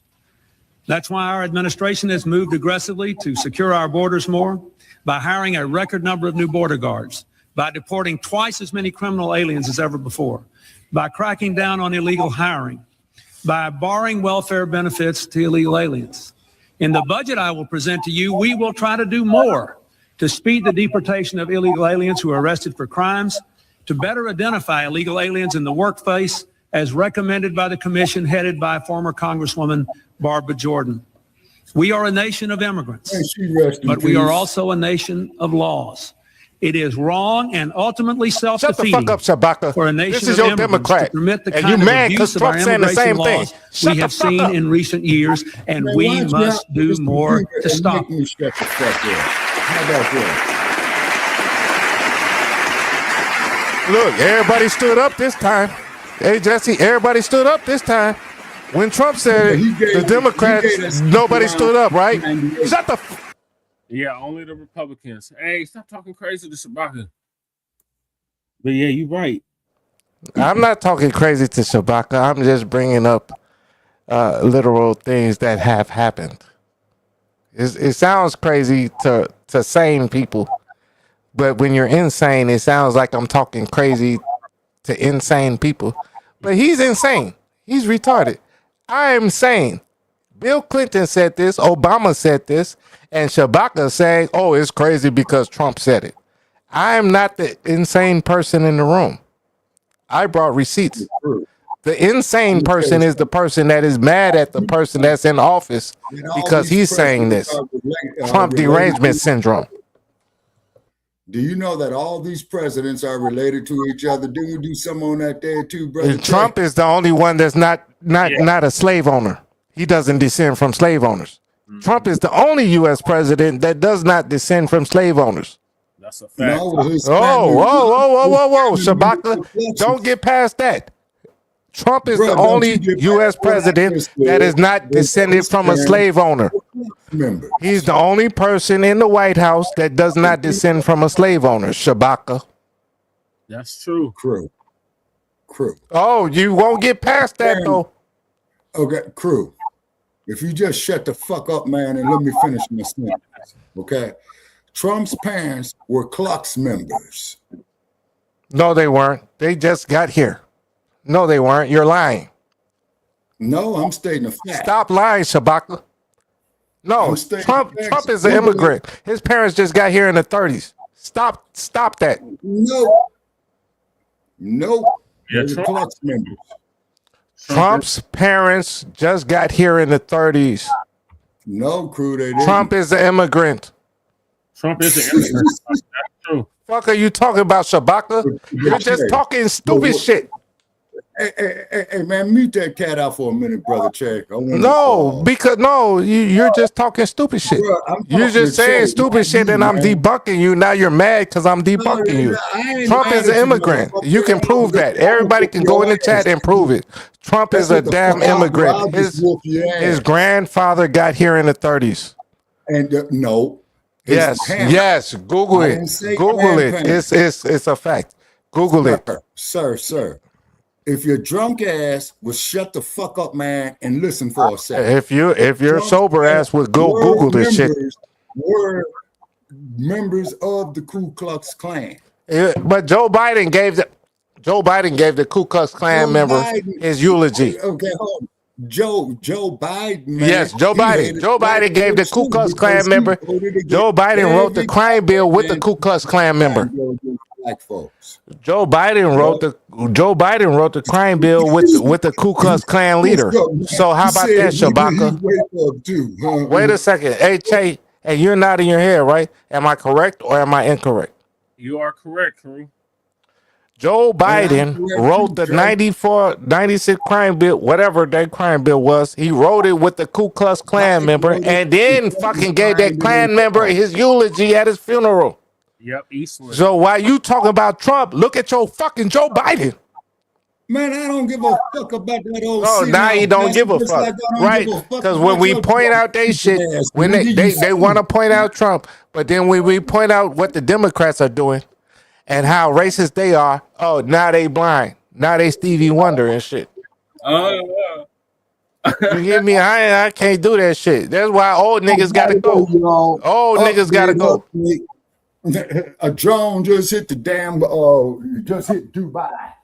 Oh shit! Yeah, and FBA built drones. FBA started drones. So there's only drones because of FBA. Well, we'll be just fine. Fuck around, man. Them fools are gonna get over there and get caught up, man, with the law of Sharia over there, man. So who cares? Bro, I'm just reporting. Do you think Iran is finna come run up on FBA in the U.S.? Man, Iran, them motherfuckers there, man, is about to They get sound kicked like off tethers. the Iran. Iran. Yeah. They sound like tethers. Iran. Yeah, Mac 285. It's the same old bullshit, man. You know what I'm saying? It's never a Yeah. And I know Leonard know that. Look, Iran knows who we are. Right. Africans, when they sold us, they didn't sell their regular Africans. They sold us. You know, the greatest people. Yep. The Udites. Man, Google the past episode of Shabaka's Black Experience, man. We on Podbeam with that shit there too, Chad. I meant to tell you. Africans are Hamites. We are Judites. We're not the same as Africans. I have a friend of mine who's very scholarly on that, man. I would invite him up, man, but the man's got too many other important Shout out, Mac. Hey, okay, Mac, yeah. You see, I be having to go in on Shabaka sometimes, but. Bro, I'm just ignoring your ass. You an idiot. Okay, Epstein. You can't see me because I got my camo on. Stop it. No, Trick, I'm looking right at you. I just screamed. You the Trick, nigga. I send the girls out. That's why you in Vegas. Hey, bro, my girls is bringing me my money every day. What you talking about? Sir, why don't you bring your ass out there? You fled LA, coward.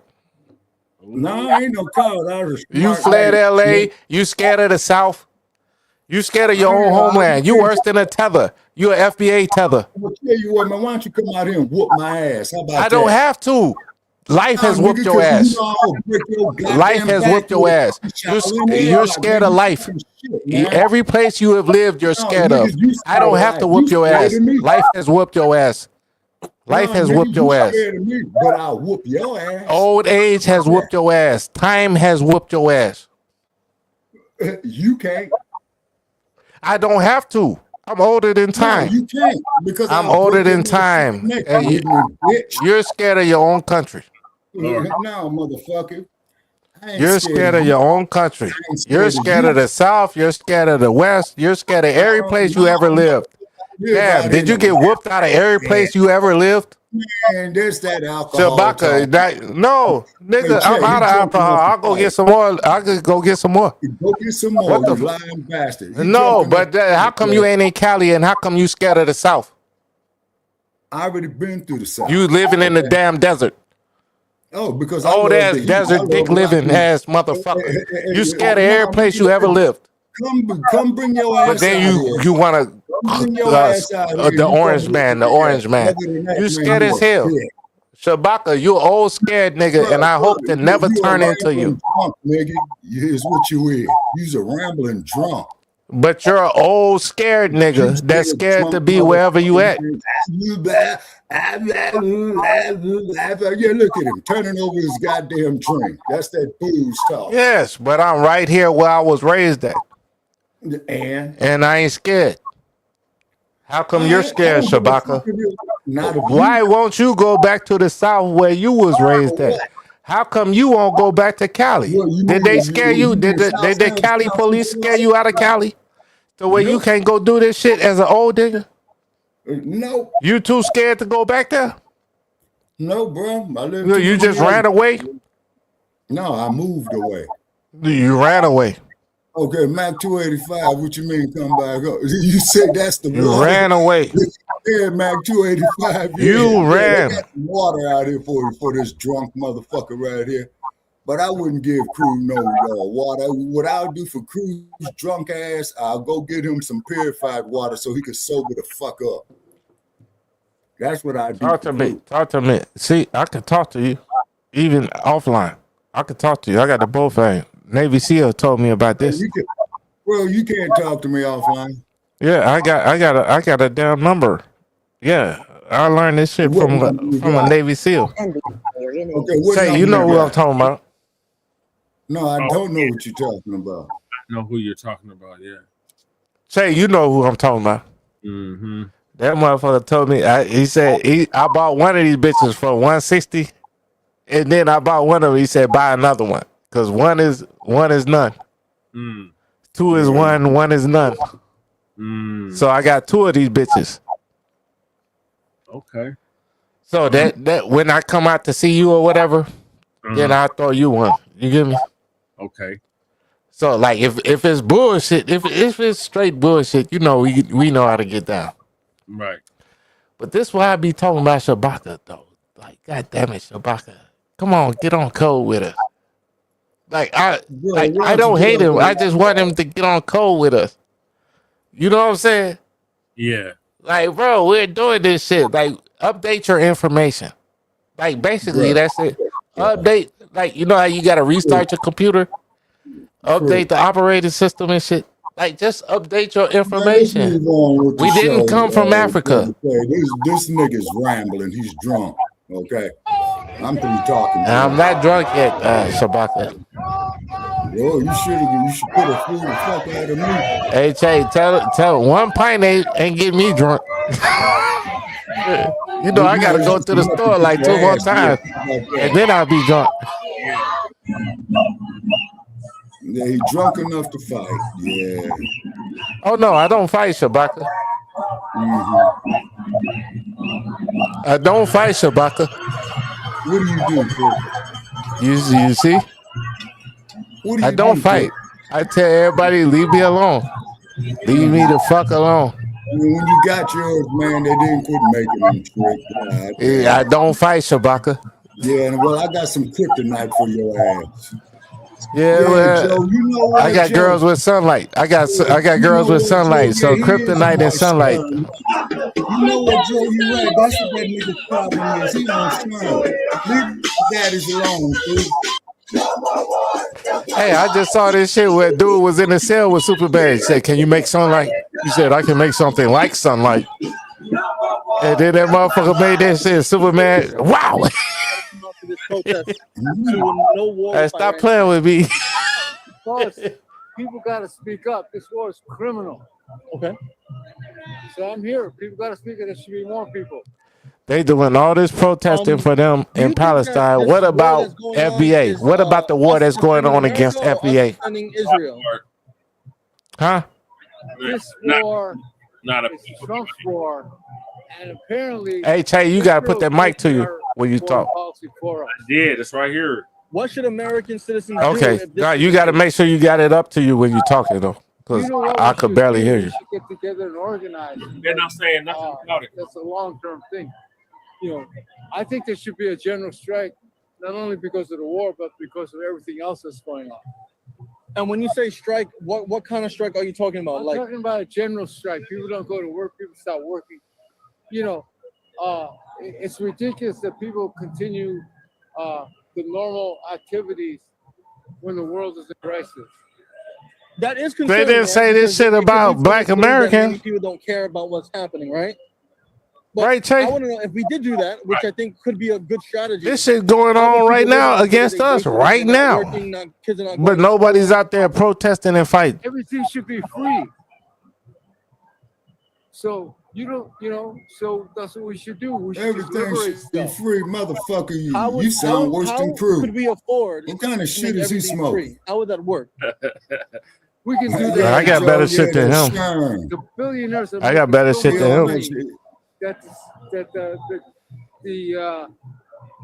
The government is just giving them Trump. It's just giving them money hand over fist. Man, this motherfucker's They don't pay any incoherent, man. taxes. You know, in the meantime, people can't afford to live. There's plenty of food. There's plenty of stuff. It's just how it's being distributed is messed up. Well, motherfucker, go to 1992 Los Angeles. Of course. Of course, Iran has the right. So, hey, Shabaka. Hey, Shabaka.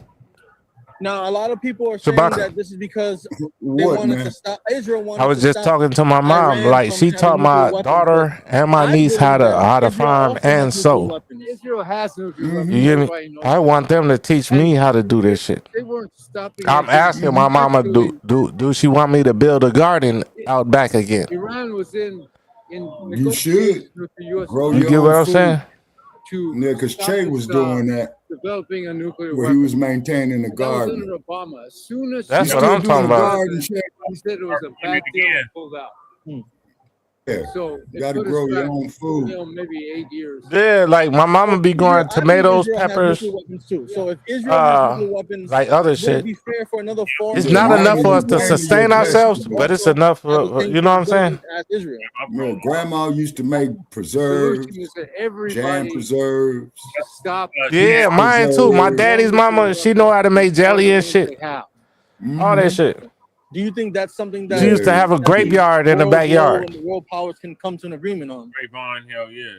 You have to. I got apple trees in the backyard, like from my office, right? You know, I live in Indiana, but like where my office is, my mama house, like it's a whole garden over there. That's what's up. But I want to learn how to do this shit. You know what I'm saying? Yeah. So my own clothes and everything. Like what the fuck what they talking about? They're doing it to. But because they're not worried about FBA. They do have a lot of them out there doing horticulture. You know that? Example of that is North Korea. Yep.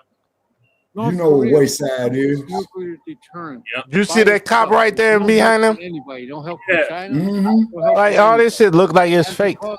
Yeah. North Korea has a nuclear weapon. No, how you got the cop right there next to you and then another dude in a whole bulletproof vest right there? This shit all look fake. Exactly. It's like that's government. Like this is government issue type shit. This is only what the government gonna release. Yeah.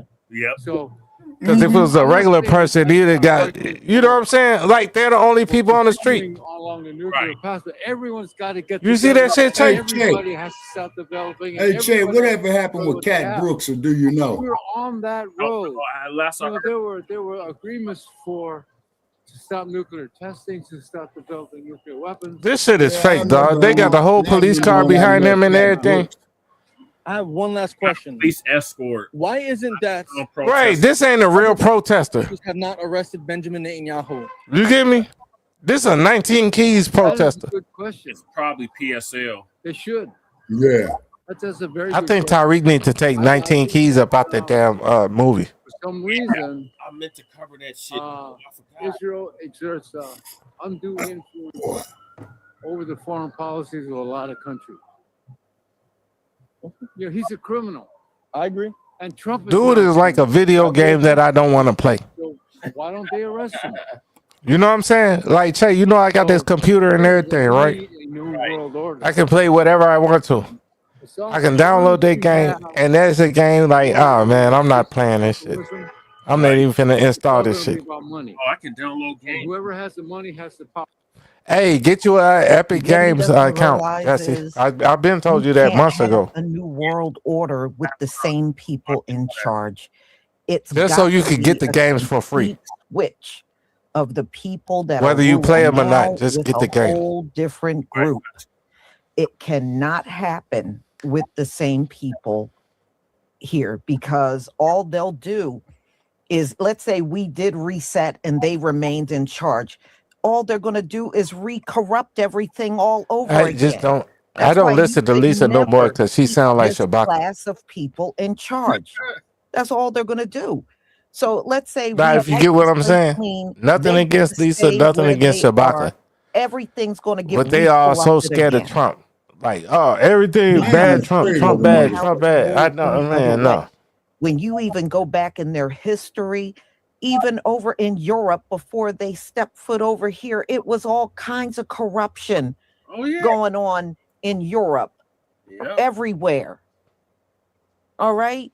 So you can't reset anything with these folks. You can't do it. They have to go.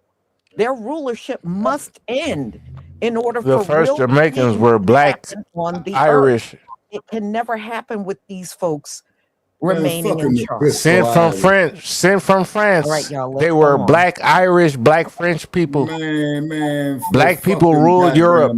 Black people ruled Europe until 1492. If you have money, you can buy. Update your information. This is the internet age. We got ChatGPT. We got Grok. We got Google. We got everything. Like, I spent every morning researching shit. Right. What's the last thing you researched, crew? The French Jamaicans. Afraid because he has money. I sent it to my dad. I sent it to my dad this morning. Hold on. Jamaican. Yes. Anyone The first black Jamaicans were French. Well, black. against you. So Yes. people are Hold on. afraid. Let me find what they were Nothing called. to be afraid of. Moors. We're all gonna die anyway. No, it wasn't Moors. It started with H. Yes, thank you very much, everybody. Well, I'm an independent journalist from the XP show, The Experience Show. Give me So I 1 like to second. document people's thoughts and opinions on anything and everything. Okay. Take care. I hope this is okay. No, perfect. I appreciate it. Thank you. So that was a pretty good interaction. Got a good feedback. The New World Order is definitely something that many people are talking about. Especially with on how to make things free. 20 years. You know, he said to liberate everything, liberate Hey, food. Jay, now liberate riddle me everything. this.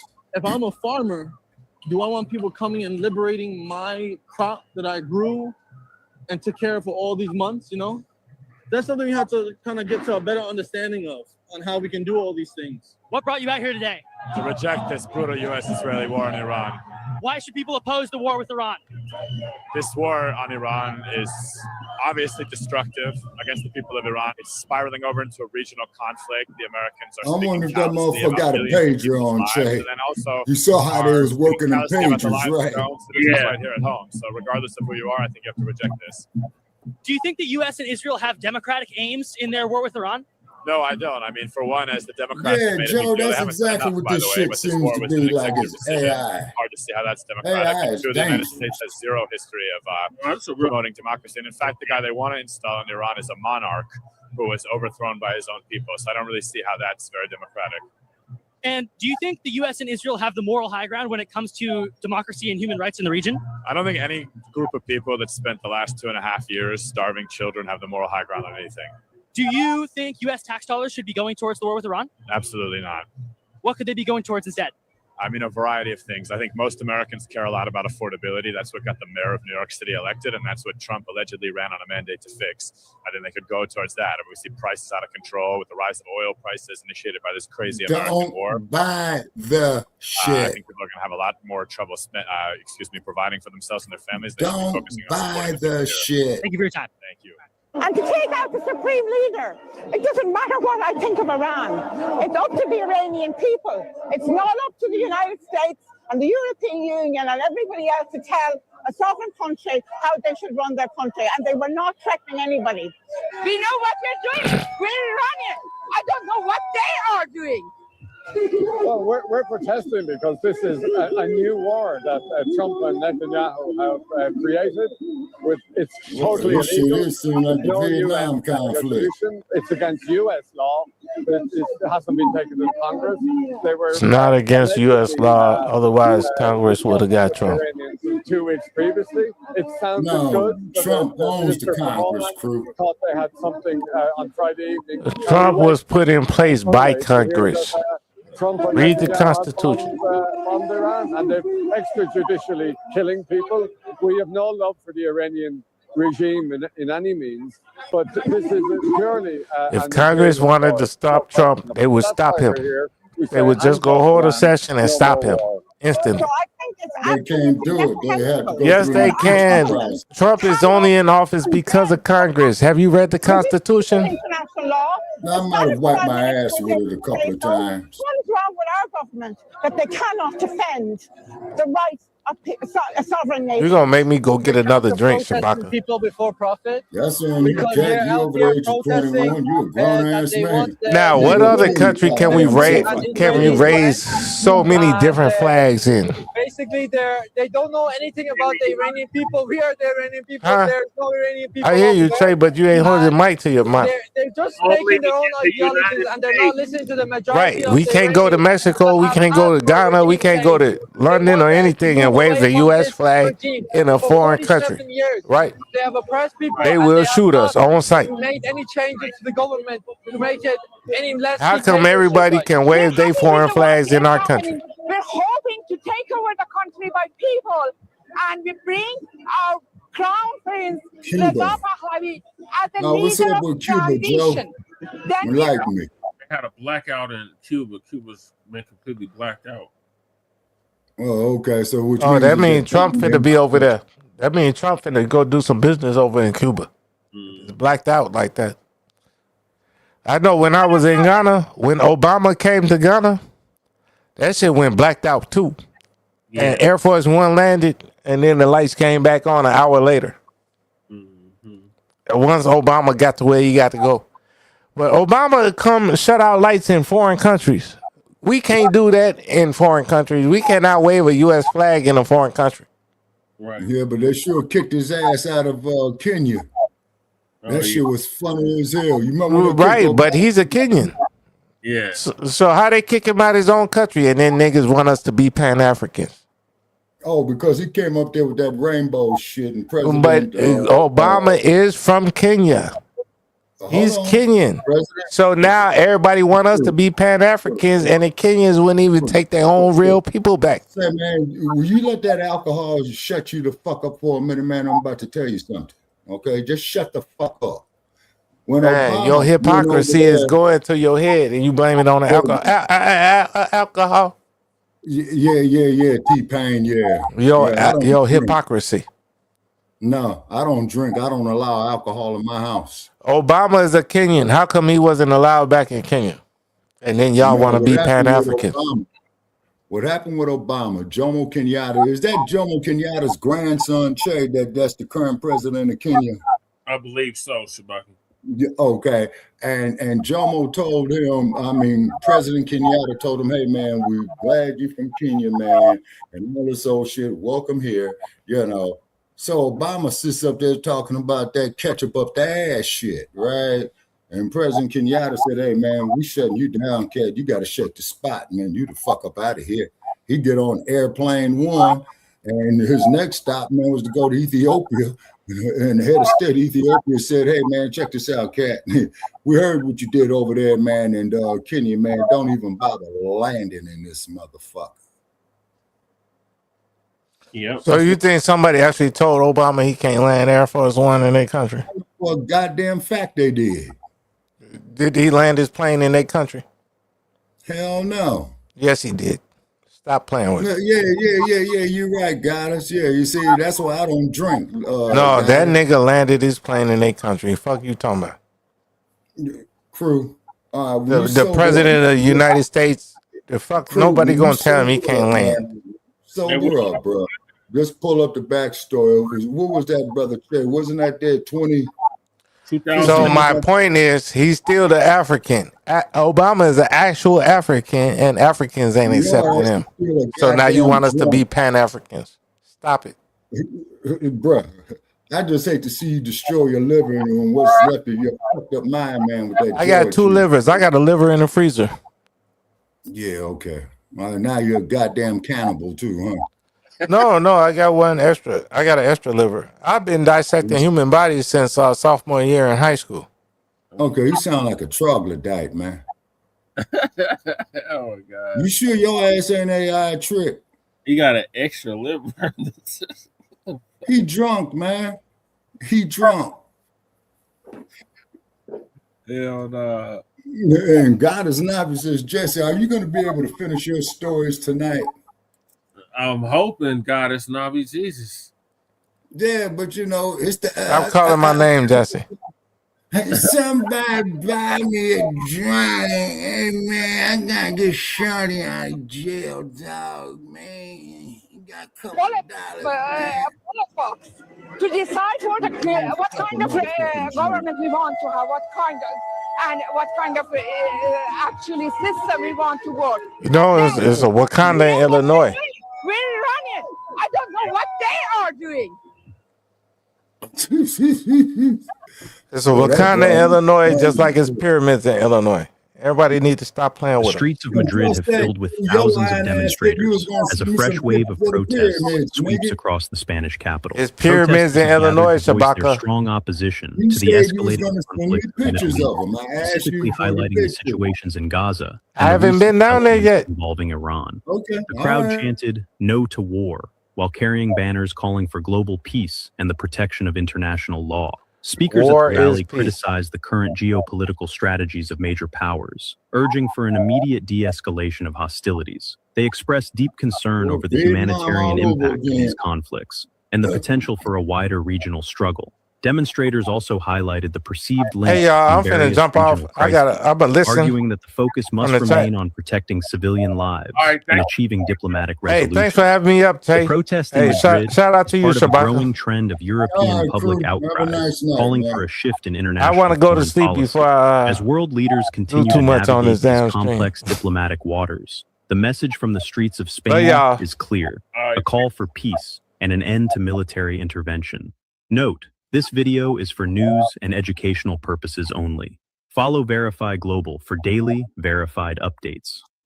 Thank you for watching. Don't forget to follow Verify Global. Why are you against the war in Iran? Why are we against the war in Iran? Yeah, I just want to know. There was no reason for the war in Iran. It was a war of choice, which by definition means you're killing people for no good reason. They were not attacking us. As a matter of fact, my parents lived through World War II. That generation found it really morally reprehensible that Japanese diplomats were in Washington, D.C.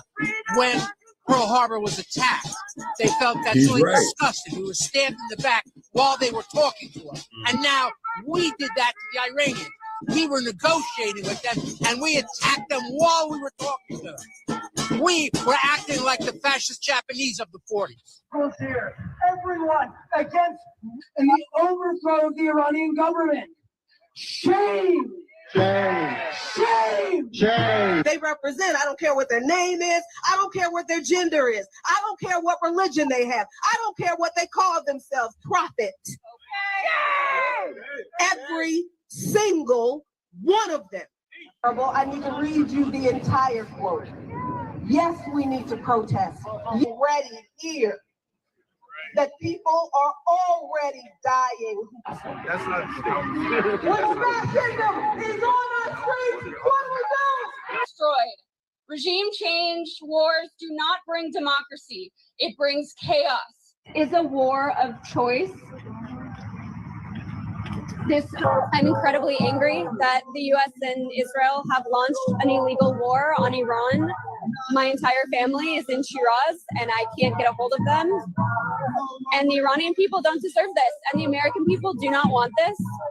And that is represented in a multitude of polls. This is not in America's interest. We do not want another forever war that is ineffective and does not bring regime change, because regime change wars don't work. As far as looking into the future, it's impossible to. With this administration, they seem to change their minds every couple hours.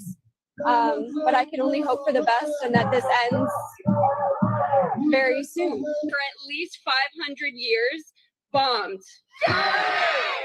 And all of us are out here today, out in front of the White House in Washington, D.C., to reject Donald Trump and Israel's war of aggression against the people of Iran. Existed to raise the issues of imperialism and how international war. What we've seen over the past couple of days is war crime after war crime.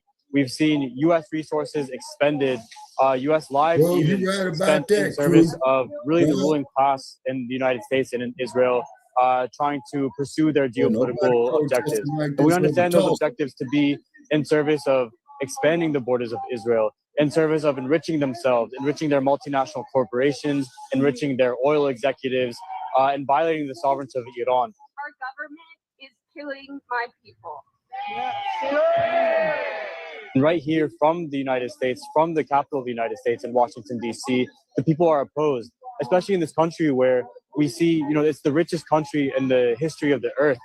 We have the resources to be able to provide people with healthcare, housing, education, everything that they could possibly need in a fulfilling job.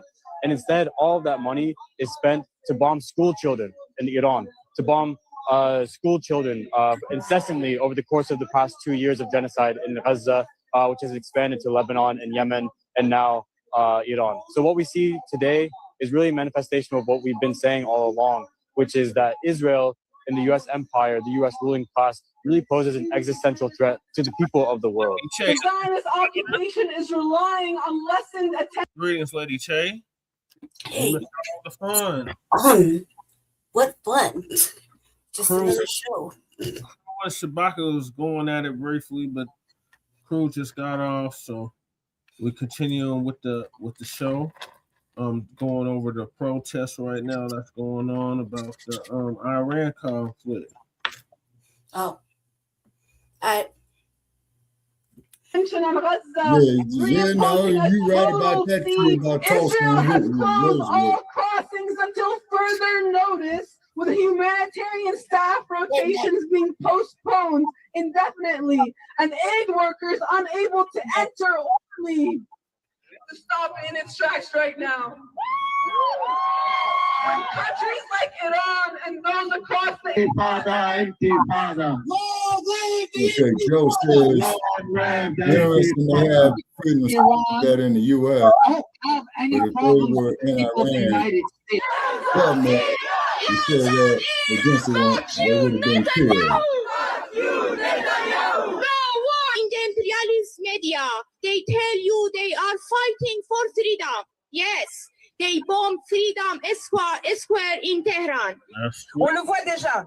Les prix du pétrole ont immédiatement augmenté sur les marchés internationaux. Pas question de faire payer aux travailleurs belges les conséquences des velléités guerrières de deux irresponsables qui cherchent au passage à faire oublier leur propre démêlé judiciaire. Vivre en paix et dans la dignité. Cette guerre, ce n'est pas seulement de frappe préventive. On nous parle d'intervention nécessaire. Et au final... Yeah, but it's not a funny show that we have to bring up that when the Blacc Panthers is doing what they in the war that's happening in the Middle East, Israel attacked Iran, and the European leaders haven't condemned this attack. The international law is being constantly violated, and the European leaders do not call for respect. We need to know that is not the respect for international law. Cornell's wife is an Iranian.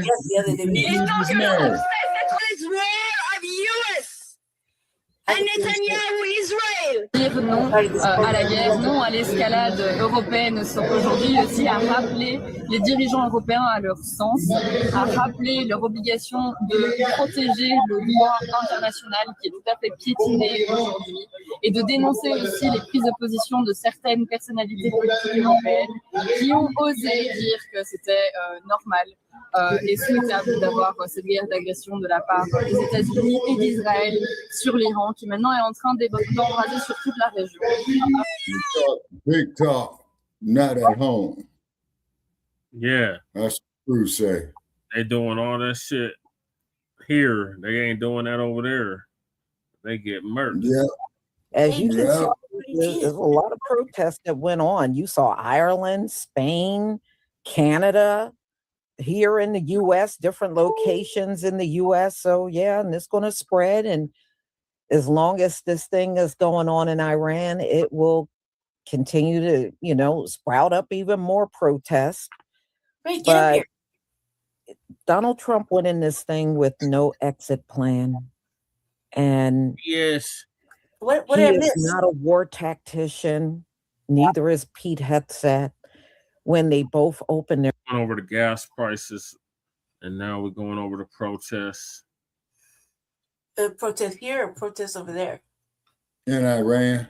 Protest here, protests over the seas. Just high protests. What's the consensus? This is a legal war. Which the it mouth is. They sound as inexperienced as they are. And y'all, Donald Trump keep believing when he speaks, he's going to stop something over there. He has not stopped one single thing since the whole thing jumped off on the 28th of February. And he's still getting, we're going to stop them from doing this and we're going to stop that. You haven't stopped anything. And you can rest assured you never will. Those folks are not listening to you because they know they can't trust you. You misled them twice, and they're not about to get burnt a third time. That's why they're going to push on with this war. And they're not even considering negotiating with you because they know they can't trust you. And not only do Iran know they can't trust you, so does the rest of the world that is listening to you every day. Get on TV talking about you already won the war, you wiped out their navy, you wiped out their army. You didn't wipe nothing out, Donald Trump. That's why they're still dropping bombs. If you wiped all of their military out, then how are these bombs still being dropped all over the place? I mean, please, will you at least tell a lie that makes sense? That's bad. Okay. Hey, brother They Jay, remember that dropped one so I 500 can say the bombs next on time. Israel Get your lies yesterday. straight. Please make How the your hell lie are they make doing sense. that with no military? God damn, make it make Okay, sense. he said, Oh boy. he said that they tried to come to the table with a Y'all, peace agreement, and he said no. this thing is a mess. And No, it's not Lady going to J, end Trump was well talking about he wants because Donald unconditional Trump picked surrender. a cabinet full of inexperienced people that don't have a clue. See, this is why you don't deplete your military of generals. You don't deplete the people by Yeah, using Joe, I'm gonna put that DEI, there which too, is man. just I'm gonna give me another about way 5 of gallons of water practicing tomorrow, racism. just for That's that all reason. that is. All DEI is just another way to practice racism. Yep. So you use DEI to run off a bunch of people. When you got in office, you ran off black men over razor bumps. Some of these men, I was listening to the video, some of these men were in the military 20 years.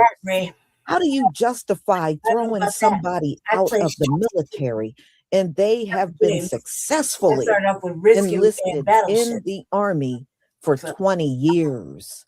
I don't know about that. And it's now strategic little their army career is over over some razor bumps. I got a mind for it. See, all these people that y'all let go, you're going to need these people. And I pray they all tell you no. See, the generals that could have given you direction, Yeah, you're you right, let them Joe. all go. You and Pete Hegseth, Donald Trump and Pete Hegseth Yeah, thought they telling were black so people to brilliant, abstain they from could and yet perform prepare like for it. generals if they had to, and they can't. They can't. He sound like somebody that got out of everything using bone spurs. And now some of those people you let go were probably good soldiers, and you let them go. I wouldn't blame any of them for refusing to come back. I wouldn't blame any of them. But you depleted your military and then use DEI as if white soldiers were the only ones you need. That means fighting through everybody. That's all you need. Just white. It's me or you. Else. Just keep the I white think I'm gonna soldiers. come out the victor. That's always how I live. You know, boy, you are asking to lose. That's all I got to say. You are asking to lose.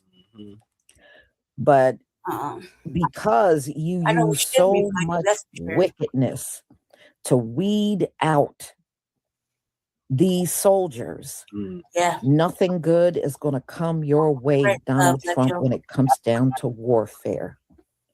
You could have 100 wars right now. You would lose all 100 of those wars because of all the wickedness that continues to come out from America.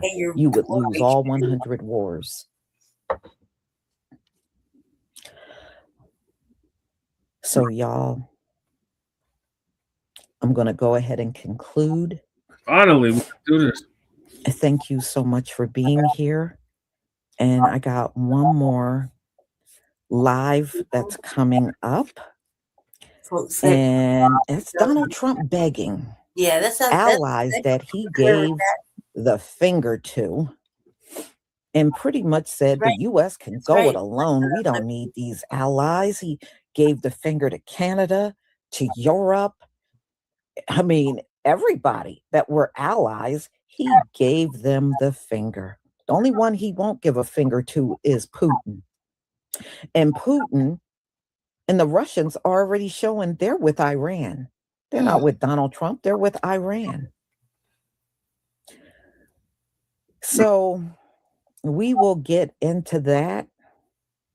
So you can hear how he is begging the allies to come out there to the Straits of Hormuz and help the U.S. fight, and not one single country has sent their people.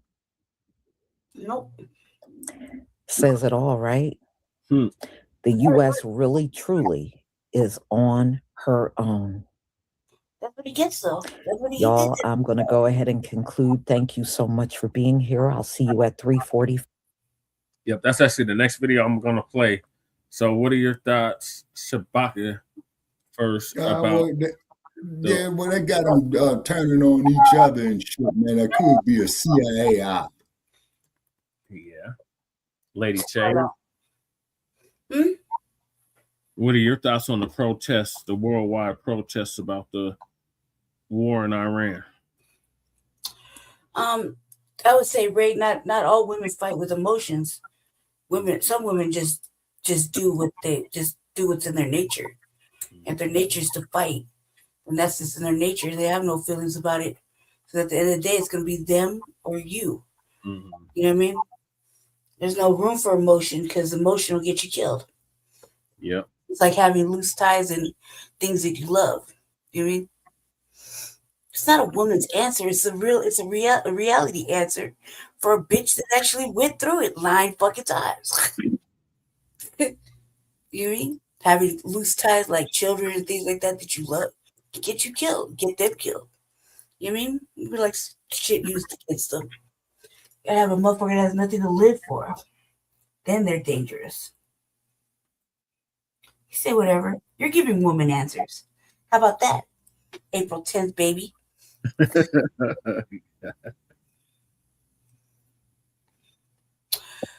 I don't want to answer like a masculine woman. I'm just a woman that's been through some really fucking ugly things. So I have no feelings. When you come to think about it, I have no feelings about a lot of things. There's nothing to really hold on to. So you say, oh, I'm going to do this and I'm going to do that. I'm like, beg for what? Shoulder shrug. Do whatever. If it's in your heart, act on it. What is Zimbabwe, Jarrell? Right. But see, I won't even think about the family. I just won't get killed. And it's the way I was brought up is kill or be killed. Right. So survival of the fittest. That's how I think about it since the time I came in the world. Maybe even before that. So survival of the fittest. Kill or be killed. Me or you. You or me. You know what I mean? Well, that's why you keep your power tools. Right. Yep. And this, like I said, Ray, you'd be surprised what anger will motivate you to do without having a family, just to think about your own survival. Like I always say, I'm not going to go out in the hands of an off-brand. Mm-hmm. I mean that. You know what I mean? Yep. That's because I played these games when we were little. You know, these Hey, man, when you get this drunk motherfucker out the chat room, like man. it's just Ray. These like Battleship, Risk, things like that. You know what I mean? Things that have you planning and thinking ahead of the other. Oh, me and Mad Dr. D used to play Risk all the time, Lady Right. Che. Funny you should bring that up. I and my brother, we grew up on things like that because we planned like Battleship. You're facing each other with little pegs. You can't necessarily see what you're doing with the other one's doing. Right. You see what I'm saying? Oh, I remember Battleship.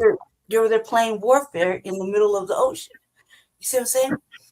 And we were just little kids, but we played all motherfucking day long. All day you hear, I'm sick of your Battleship. You know what I mean? So it's like that. But in my mind, I was taught that you got to adapt within 2 minutes of any situation. You have to adapt and be prepared for any situation. Anything can turn bad at any given time. It could be good. It could turn bad. I'm always prepared for the worst. Right. You know what I mean? Sorry, Shabaka. I didn't mean to go on a little tangent. Brady was trying to activate me.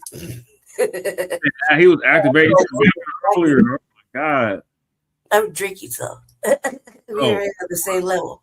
We don't need two drunks on here. Oh my God. We're drunk. Oh, see? We're Aries. Is it possible to get drunk? We're just fun and talkative. We go toe to toe. That's what Aries do. We do like 3 days at a time. Yeah. We got that stamina. Well, y'all want to hear something funny? There was this hillbilly song I was listening to on the radio. We got stamina, Jesse. We can collect it forever until one of us gets tired and decides to give. It'll be him because he has a job. All right. I'm sorry, Shabaka. Go ahead. Okay. What was I about to say? Oh yeah, me and Mad Dr. D used to play this game called Risk, right? See? And not drunk, just drinking. And Mad Dr. D, he would always used to like to start off in the U.S., right? But where I would start off would be over in Africa, and then I'll go over from West Africa into Brazil, and then I'll go up there through Mexico and through the United States, okay? But the biggest battles always happen is when you try to go into Ukraine in the Soviet Union. I love my brother set up my battleship board. Hit Brazil, then go up into the U.S. Then you go through Alaska to go over there into the Soviet Union, which was Ukraine, that they had on the wrist board, you see. I think that at this point, you know, that Trump didn't really have his strategy is whack. It's not obviously not right there because he's not really winning and they're not really working with him. Even if they tried to come to the table, he decided to be I would call it a pussy, but not taking that peace offering deal. If that was true. You know what I mean? Because he's supposedly the one who said he could end it. So if he could end the war, then take the peace deal.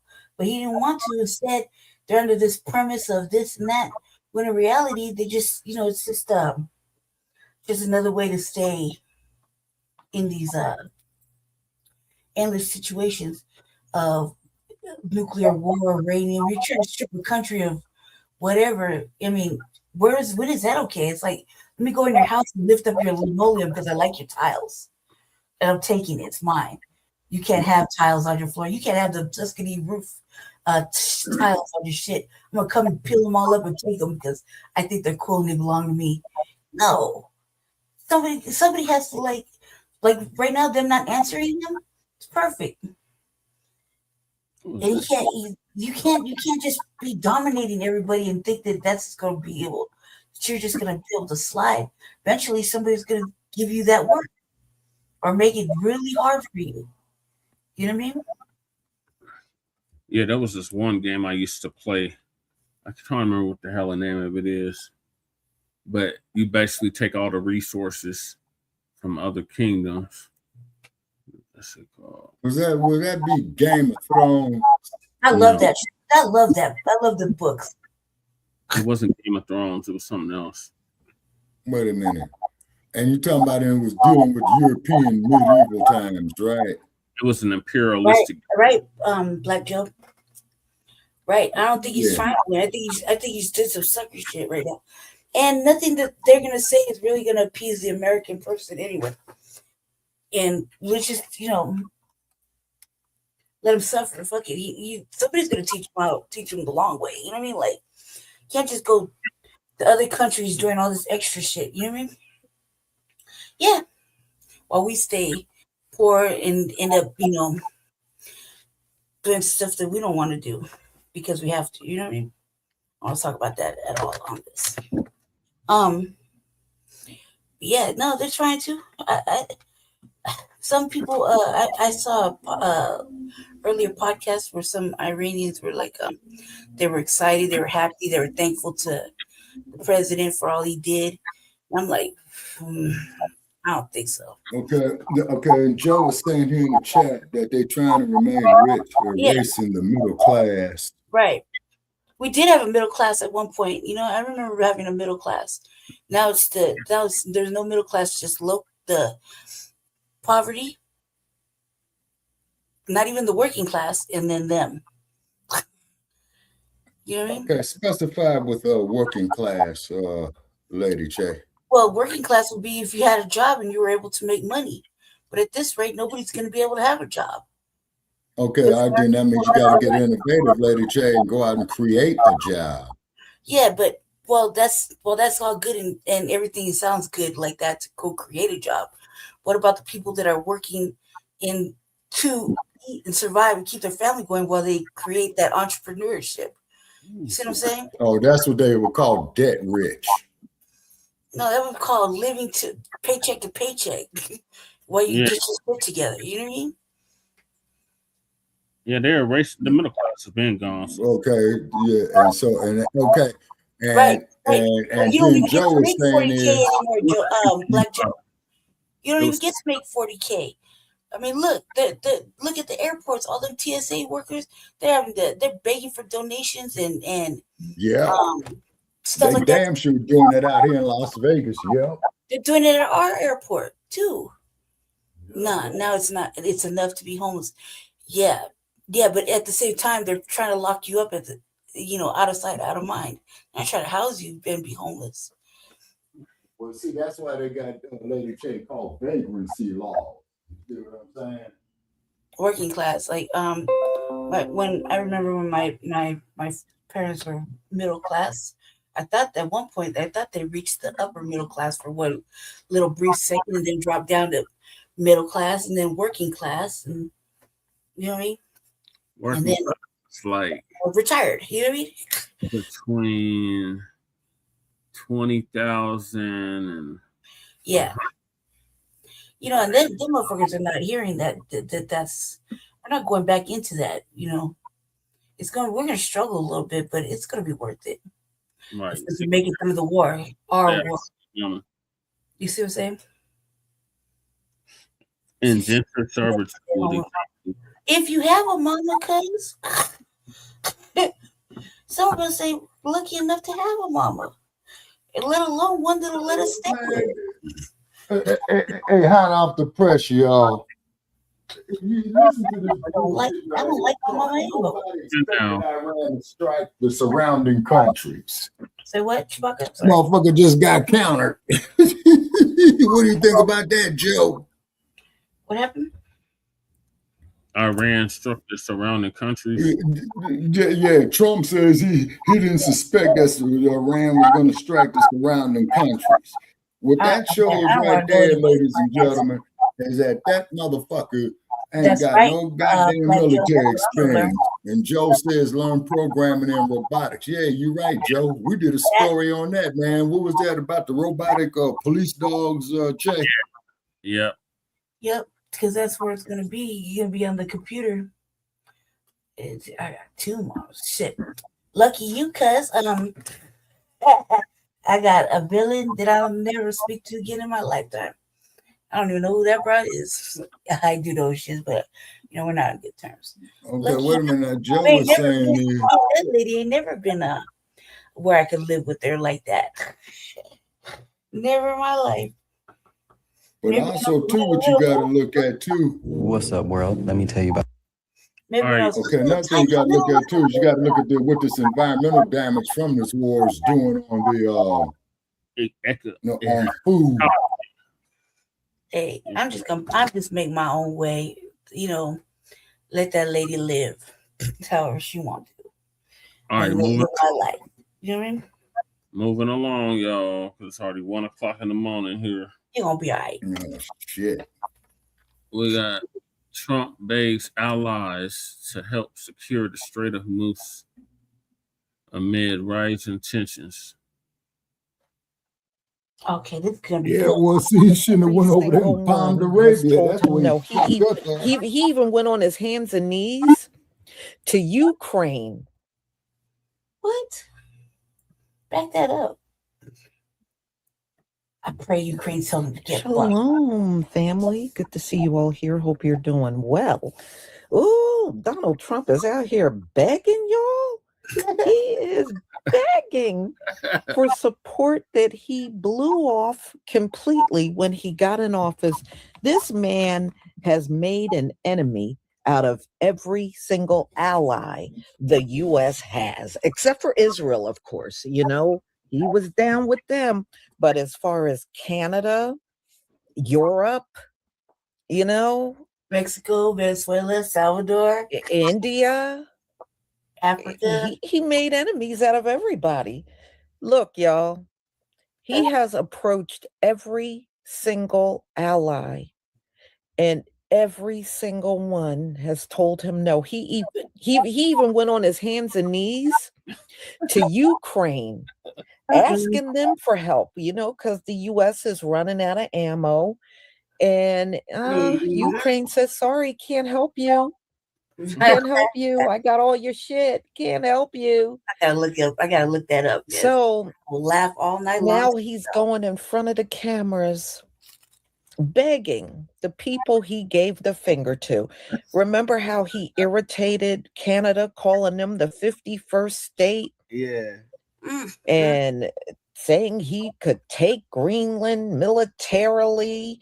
And you know, the Danish, they own Greenland. And so they were upset about that. And he went to address these nations and was nasty. JD Vance, they've been complaining about how nasty JD Vance speak to these world leaders, and they don't like JD I gotta Vance. look into it too, Ray. I kind of having a hard time know, believing it. Donald Trump was fine. He pretty much said we could go it alone. And as you can see, the U.S. absolutely cannot go it alone. He got to beg nor nobody. Can they beat Iran? How about that point? But the rest of the shit, Iran can outmaneuver them. Iran can outthink them. Iran have more ammo than you do. I think that you really bit off more than you could chew with this one. Iran can control who goes in and out of the Straits of Hormuz. Play the clips. And they closed it down. The only one they were willing to let in and out of there was China. Everybody else they cut off. Now reports are saying everybody can go through as long as they pay in yuan. They got a reason and the United States and Israel are banned from going through the Straits of Hormuz. They are not allowed. Other nations are allowed. The U.S. and Israel are not. I'm going to mute so I can laugh quietly to myself. So Donald Trump decides to build up the military, sent all these people over by the thousands because he think he can outmaneuver, which he hasn't done since the beginning of this war. He believes he can outmaneuver the Iranians and take over and run the Straits of Hormuz. This is why the president should have some type of military experience. Delusional, if you know what I mean. I don't believe he is any more capable of dominating Iran and taking over the Straits of Hormuz, no more than he can dominate them in a bombing campaign, because we haven't seen that yet. He is losing badly. He continues to lie to the American people, saying that he's wiped out all of their military and their navy, and there's nothing left to bomb. But yet everybody's wiped out according to Donald Trump, but they're still sending 500 bombs a day to Israel. Let them stay. They're sending bombs to Bahrain, Dubai, Saudi Arabia, and all the nations that are around them. They got, for somebody with no military, they're doing damn good. For people with nothing over there, according to Donald Trump, there's nothing left. And this is why, and I'm starting to see more videos of everybody saying, look, they'll be bound down to us within 24 hours. I don't listen to American news. Bastard opened up a can and of worms. I got to set this one up. The FCC said they're going to go after any Yep, I'm a news station that's reporting the war. What? Yeah. So, in other words, he could order them can't to tell do the it. truth about the war. But I don't know why the FCC is worried about these news stations here in America. They ain't giving you no information. I mean, what are you shutting them down for? They're not telling you nothing significant. They're just going along with the program that Donald Trump wants them to go along with. So it's not like they're giving you real reporting where the foreign news, not only are they giving you reports, they got reporters right there on the ground where the action is going on. So you're definitely getting better information from a foreign source than you are from American sources, which are non-sources as far as I'm concerned. But the FCC is threatening to pull the license of any news station that's reporting the war. So we're going to talk about that tomorrow. Yeah, but I just think that's hilarious. So Donald Trump, if you bombed everything over there in Iran and you took everything out according to you, their army, you took out their navy, you took out everything, the place is just a shell of itself, right? You're right, Joe. Then why are you begging? Yeah, he has been allies. They're really not your allies. Let's be real. If they are not out there and showing a physical presence out there in that water with you, they're not your allies anymore. You might as well say they are not allies to the U.S. anymore. And I don't blame them. Why would they send their military to shed their blood over a war that never had to happen? And even they're saying this war should not be going on. There were other diplomatic ways to sort this whole thing out. You did not have to resort to war.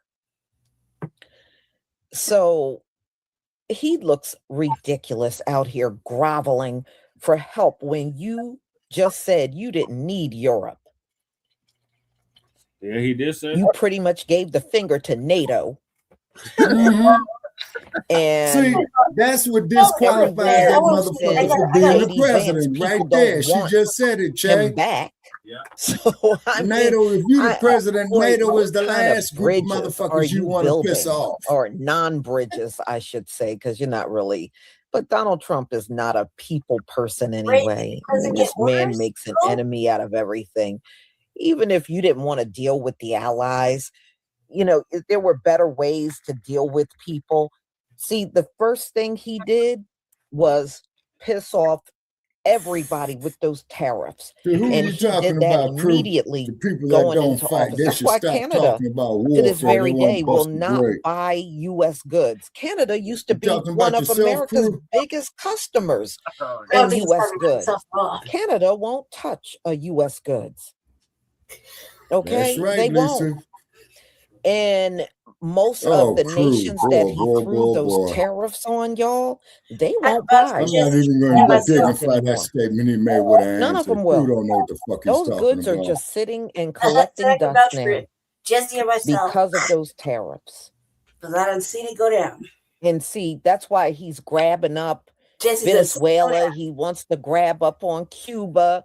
And he still wants Greenland. Don't make no mistake about it. He still wants Greenland because he's trying to figure out other ways to generate all of that revenue that's lost now.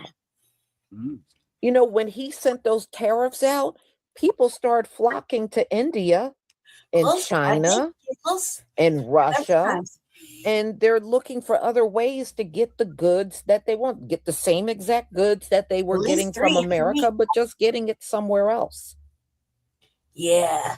So a lot of those customers America had once upon a time, China got those customers. What Joe is saying is he's going to need Cuba to fight World War III. You know, I mean, you can't do people wrong and then turn around. And you need their help now. Donald Trump, you are an old ass man and you still don't have decent people skills at your age. Wow, really? That's pretty bad.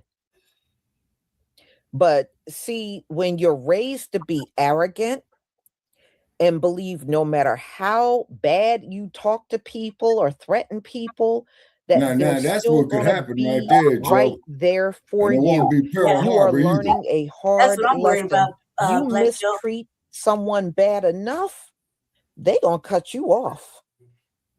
And that's exactly what they're doing. So now he's groveling all in front of the cameras, talking about people send their navies and their armies out there. Ain't nobody sending nobody out there, Donald Trump. Americans don't even want to send their loved ones out there. So you know your allies really don't, because nobody sees the point in Just share their losing their opinion, life right? over some mess you done started that really shouldn't be a thing. At the end of the day, you know. Yeah, as old as Donald Trump. Nobody wants to do that. Even Americans got a problem with their loved ones going out there. I'm kind of worried about, not worried, but I'm kind of Now, Joe, that's what Guantanamo Bay is So about, right? Canada As said a they ain't forward sending a operating living base. soul. They ain't sending nobody. Well, right now, with You the way know, Cuba and is, you have like to I said, freedom to Canada get for right to say they're many, right. many, And he's for got to convince centuries them have been our after closest all he's ally. done to them. And now they don't want no part of Donald Trump in his administration. Canada has been keeping their distance. They Gitmo's a prison, yeah. Guantanamo Bay, yeah. Make sure you go to like Haiti mm. and none of that because he's done all kind of bad stuff. So y'all, let's look at these videos because a lot of people are No, you getting a won't. kick out of Donald Trump Just groveling, sleep on it. Sleep on and it. he's getting no results. It's He's just not getting no appealing results, to your y'all. nature But today. this That's is all. all his No, you're not fault. going to do that. You don't come in office giving You'll be all of buying your hair allies your middle product for finger. a review Claim and you you can do all do it that. all by yourself and go it alone. We don't need this. We don't need that. And now you realize you're not Just working strong on your enough to hold Nigerian up hairline anymore. like a motherfucker. I wouldn't Oh do boy. it. Donald Trump, I don't even feel a little sorry for you. They gonna cut it off. All right, y'all. Let me go ahead and share my You don't mean it. screen so Just we sleep on can it, get cuz it's started. almost over. You know you like her. Plus, Professor Black Truth recommended her. Look like a damn fool. And you know he knows what he's doing. Right. You know what I mean? Oh yeah, they're all telling him no. All of them are Well, see, telling that's him just no. it, Like Joe, that's Joe. what I'm One That's what I'm ally, figuring. y'all, outside No, of you won't. Israel, Might what happened up there not at the Bay Area, one man. is trying to Calm join down. the Just calm down. U.S. They don't want Take their this young double people shot out to there the head dying and for no reason. hit that vape and just chill. Thank you, everyone. Birthday's coming up. We don't need to unsub to everything. At some point, we're not going to have anything to listen to. Right. IT keys, bucket. Okay, Joe is Countries saying have Haiti responded would to be Donald after Trump begging Cuba, for help in Omar. Iran, and actually they're telling him Mexico. to go pound sand. Now, if you missed it We're this running out morning, of motherfuckers to Donald Trump listen. woke up and decided he would beg our allies for help in his war in Iran, Yeah. specifically in the Strait of Hormuz, to Yeah. escort tankers through. Yeah. Well, But nobody he can't go responded, ask so them for Donald help. Trump decided to ask again, saying, quote, Not the 80. USA has beaten and completely decimated Iran, both militarily, economically, and in every other way. But the countries of the world that receive oil through the Hormuz Strait must take care of that passage, and we will help a lot. Yeah. Well, Donald Trump said that, and countries started to respond. The UK, France, Germany have all said they're not sending any ships. Essentially, telling Donald Trump, you started this war. You got into this by yourself. Said you didn't need our help. Yeah, Said we Joe. couldn't even Yeah. we couldn't help you if we Yeah, wanted Nick, to. you have Now mercy you're on us begging. all. You Yeah. figure it out on your own. Donald Trump is in the find out phase of what it means It's like that to rate. turn on your allies. And It's now like that you that. need their help, surprise, surprise, they're not there. President Trump is calling on other countries to help secure safe passage of ships through the Strait of Hormuz. Countries have responded to Donald Trump begging for help in Iran, and they're telling him to go pound sand now. If you missed it this morning, Donald Trump woke up and decided he would beg our allies for help in his war in Iran, specifically in the Strait of Hormuz, to escort tankers through. Well, nobody responded, so Donald Trump...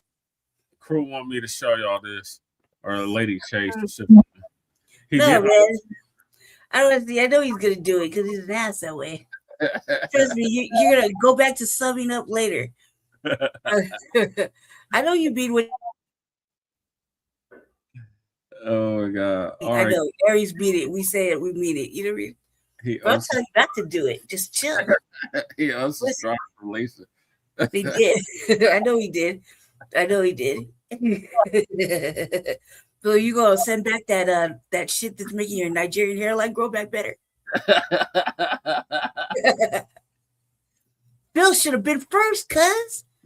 He should have been first. Man, now look at that price of gas, $6.59 a gallon. Am I reading that right? You're doing this all backwards.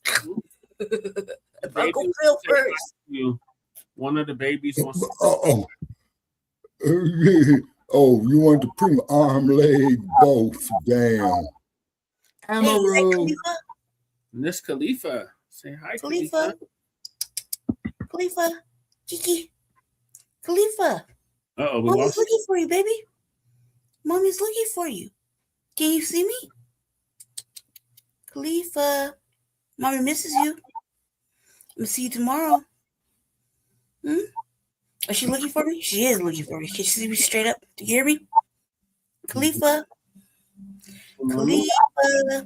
God, she's getting big. Yeah, not as big as Amaru though. Thank God, Jesus. Give her a kiss for me. Oh, baby. Yeah. See, you're doing it all backwards. Give her a kiss for me and tell her I love her, and I'll see her in the morning. Mommy gonna see Kiss you. her in the face. Kiss her in the face like I will do. Mommy loves you. I'll see you tomorrow. Where's Uncle? He's laying down. Figures his fat ass be laying down. He's so big. How many?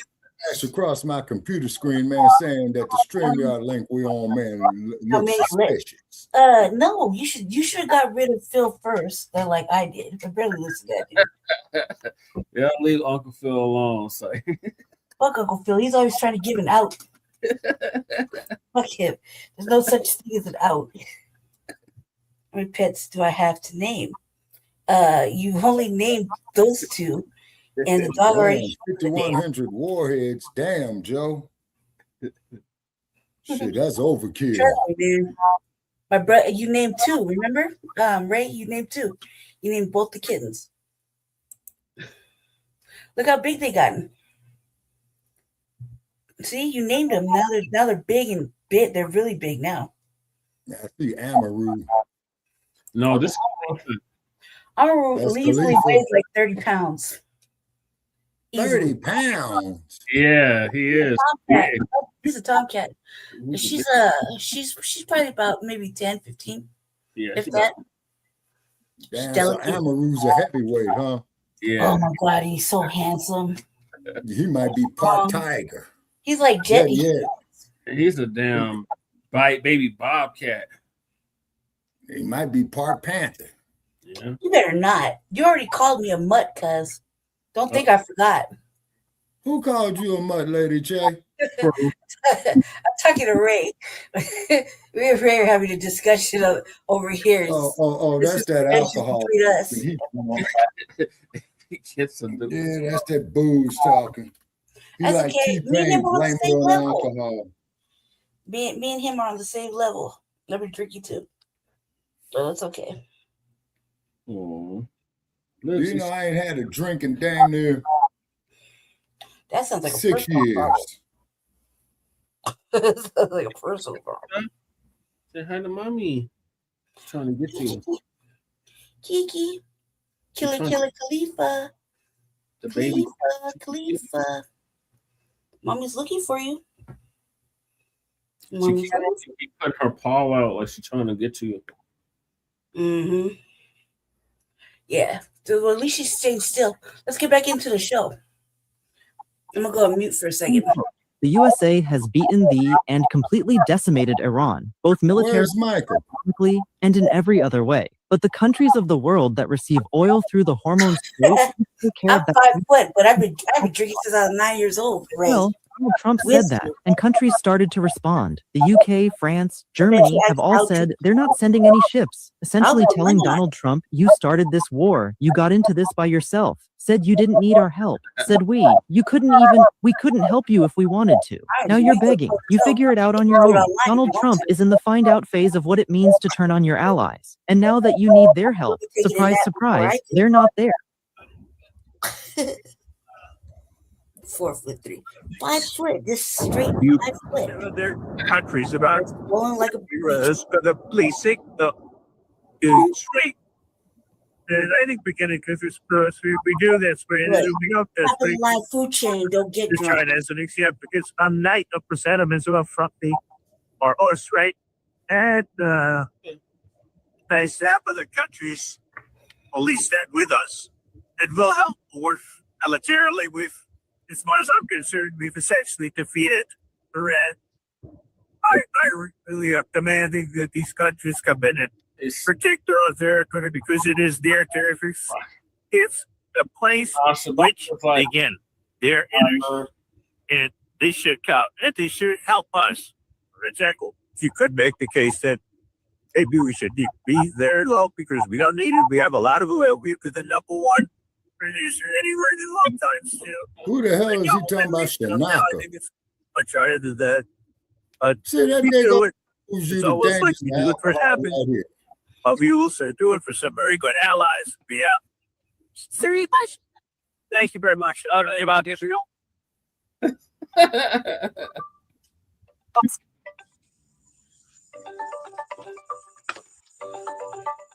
Somebody's phone is ringing. No, it ain't mine. Lady, hey, there he is. Right there. Going up there on the jailbird. Ooh. What did you say, crew? Gay. You know what, you punk ass motherfucking bitch? I really would love to see your ass in Las Vegas. You just crossed the line, crew. Lord, crew, stop it. No, man, I'll just bash his motherfucking head in.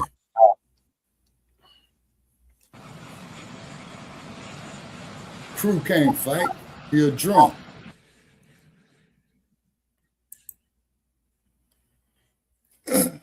Boy. Yeah, crew. Wow. Hey, crew. I guess you'd like to want to take you a trip to San Francisco and go put you on some pink panties, huh? Don't you drunk ass drink a drink called Pink Panties Trip? You drunken motherfucker.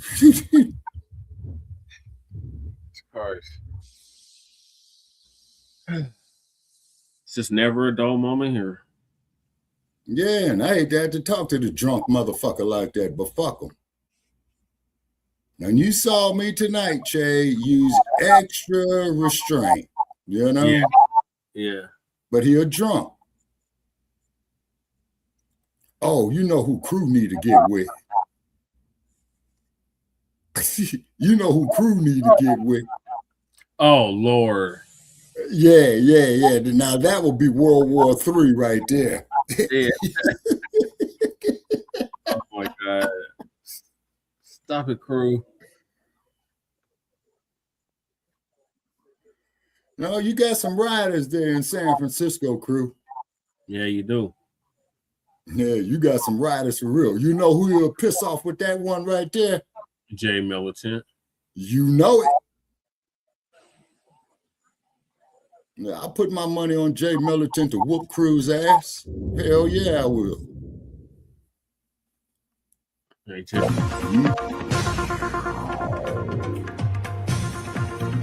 Well, it's day 17 of the war, and Tehran is not backing down. Yes, in the latest, Tehran has once again dared U.S. President Donald Trump. This time it's the IRGC. It said that let Trump send his ships to the Gulf. Crossly note that 2,500 Marines are also on their way to the Gulf now as we speak. Meanwhile, big warning coming in by the IRGC to U.S. President Donald Trump. The IRGC is saying let Trump send his Then troops I'll and just the jump ships on to the your Gulf, ass, Trick. further saying that the Hormuz Strait is under Iran's control. Meanwhile, we also heard Iran's Foreign Minister Abbas Araqchi yesterday speak with West Media and make a big comment saying that there is nothing on the negotiating table right now, and that Iran's enriched uranium, around 450 kilos of which they had, is under the rubble, but Iran is not ready to negotiate with the US. Now, this comment came just hours after Donald Trump, in fact, told reporters that he does not think Iran is ready to do what they have to do, and Iran is ready to negotiate at some point. We try listening to what Donald Trump said, followed by Iran's Foreign Minister Abbas Araqchi. Iran is ready to act yet. They want to negotiate. I don't think they're ready. I think See, this is that emotional shit. They want to negotiate They need to. badly. That Yes, you they were should. just talking about, cuz. But I don't think they're ready to do what they have to do. But I think they will be. You the one that started the trick. But we're doing very now well. leave me alone. Your drunk ass bought off more than you could We are chew. talking to other countries about Lord have mercy. Never asked for a ceasefire, and we have never He's not in the asked studio. for negotiation. We are ready to defend ourselves as long as it takes, and So just this let is it what go we have out. done so far, and we continue to do that until President Trump comes to the point that this is an illegal war And there's Trump. with no Trump said victory, and there are people being killed that's an Aries only thing. That's an Aries thing. That really does because happen. President Trump wants to have fun. And This is what remember, he you has said. already been your age. Your test is. War is now threatening the global economy, upending energy markets, supply chains, and now fears of a possible food crisis. President Trump is asking other countries to send warships to help reopen the Strait of Hormuz. Here's ABC's senior White House correspondent, Selena Wang. Tonight, President Trump scrambling to ease oil prices as Americans feel the pain at the pump. The national average for gas now $3.67, up 73 cents since the war began. Diesel nearing $5 a gallon, driving up transportation costs, with UPS and FedEx announcing new shipping surcharges. At the center of the crisis, the Strait of Hormuz, where roughly 1/5 of the world's oil flows, now at a virtual standstill from Iran's attacks on ships. Trump now calling on other countries to send warships to help reopen the strait, boasting that many countries will do so, and hopefully China, France, Spain, South Korea, the UK, and others that are affected by this artificial constraint will send ships to the area. The impact already rippling through the economy. We're seeing everything from freight, shipping costs to transportation costs, prices at the gas pumps, to what you will see at the grocery store. Everything that gets moved is going to be affected by these price hikes. Food prices now under pressure too from those higher transportation costs, and because 1/3 of the world's fertilizer ingredients moves through the Strait of Hormuz. The administration saying they're ready to help farmers. The president is very aware of these challenges and these issues. We are very close to having an announcement on some solutions. The Trump administration claims they expected Iran would target the strait, raising questions from experts about why they weren't more prepared. This week, the administration acknowledging the U.S. Navy is not yet ready to escort oil tankers through the strait, finding volatility messages on how long this war will last for.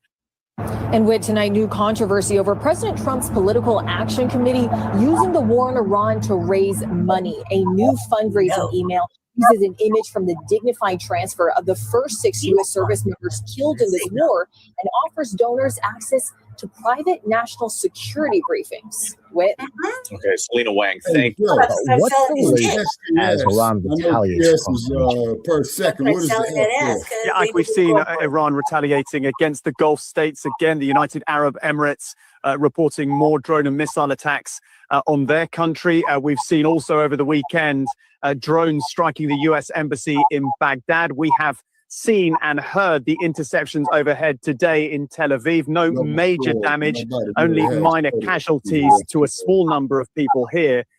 Iran continues to use cluster munitions when it targets Israel. That is a missile that basically has multiple warheads, and they, are pretty indiscriminate. So Iran continues to have the ability to strike back, all the while Israel and the US are continuing to launch that significant aerial bombardment into parts of Iran. The Iranian state media is now saying more than 1,000 people killed in the past 2 weeks during this war. And of course, if we look at the big picture now, the critical things to remember is that the Iranian regime, although it has been massively weakened militarily, it is still in control of that very critical waterway, the Strait of Hormuz, meaning that pretty much no oil tankers are getting through there out from the Gulf, meaning that the price of oil globally is still around about the $100 mark.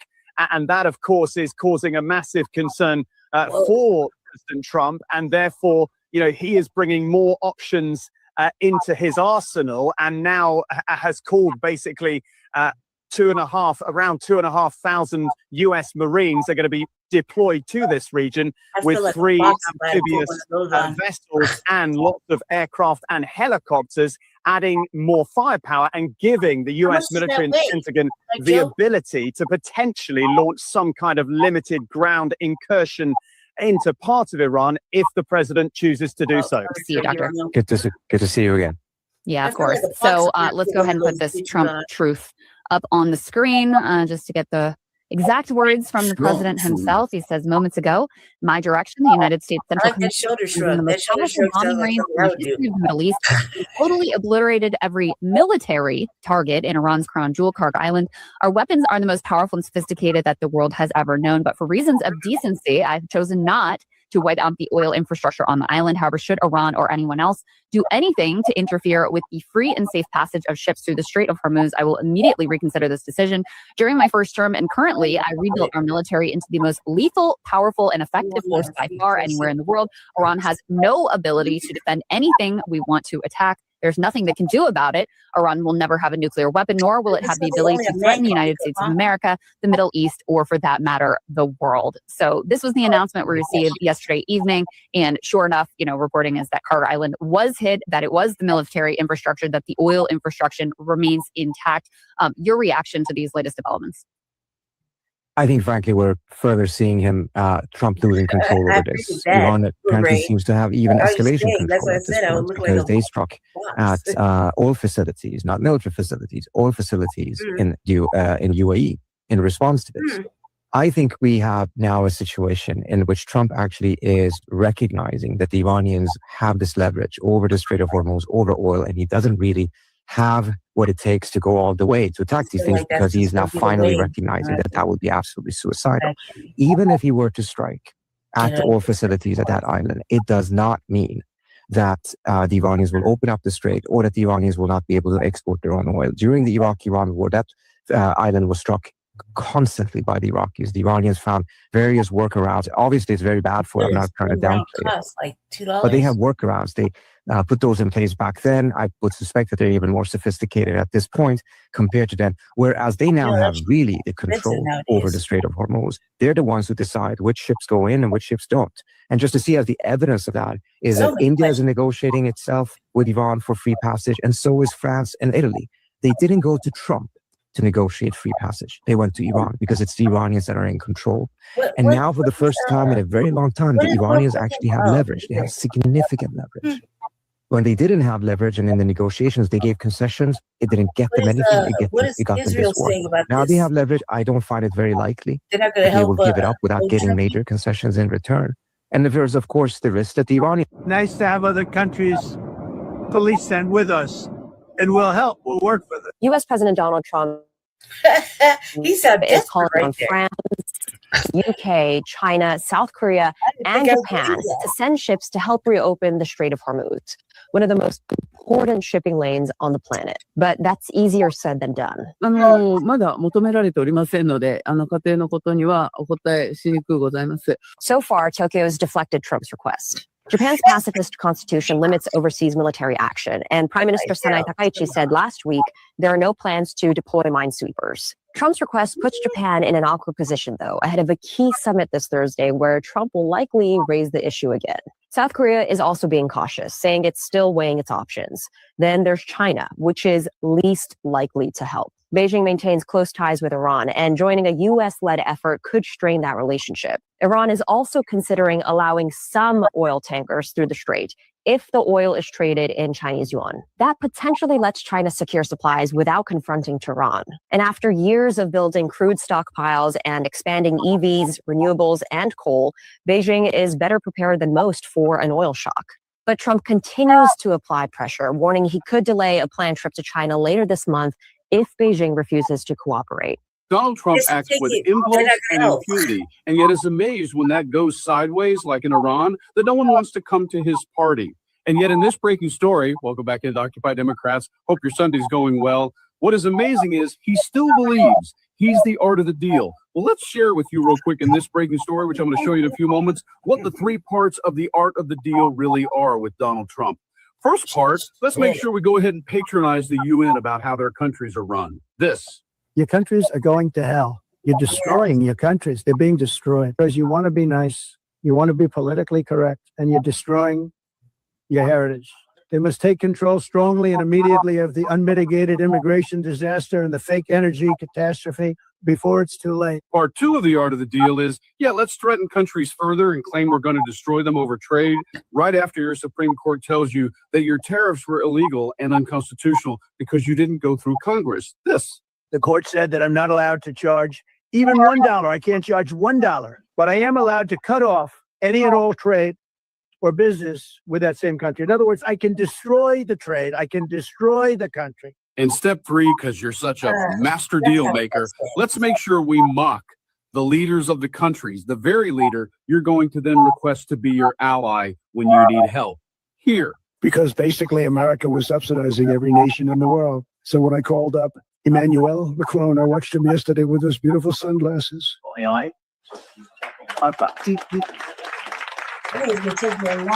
the hell happened? But in the true art of the deal, as Trump is in his own brain, you still believe you got it and you rock. I'm even allowed to impose a foreign country destroying embargo. I can embargo. I can do anything I want, but I can't charge $1.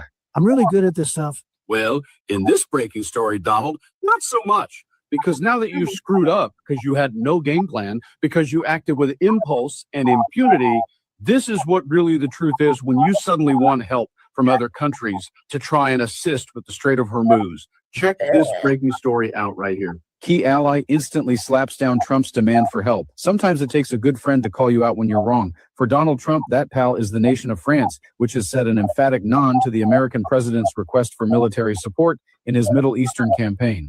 The 79-year-old conducted diplomatic relations via Truth Social on Saturday, begging America's allies to intervene in the Strait of Hormuz. The maritime shipping lane, which is the only sea passage from the Persian Gulf to the open ocean, is currently being blockaded by Iran following the U.S. and Israel's joint attacks on the country. As a result, approximately 20% of the world's oil supply is not moving, which is rapidly driving up the price of gas and aviation fuel in America. Many countries, especially those who are affected by Iran's attempted closure of the Hormuz Strait, will be sending warships in conjunction with the United States of America to keep the strait open and safe.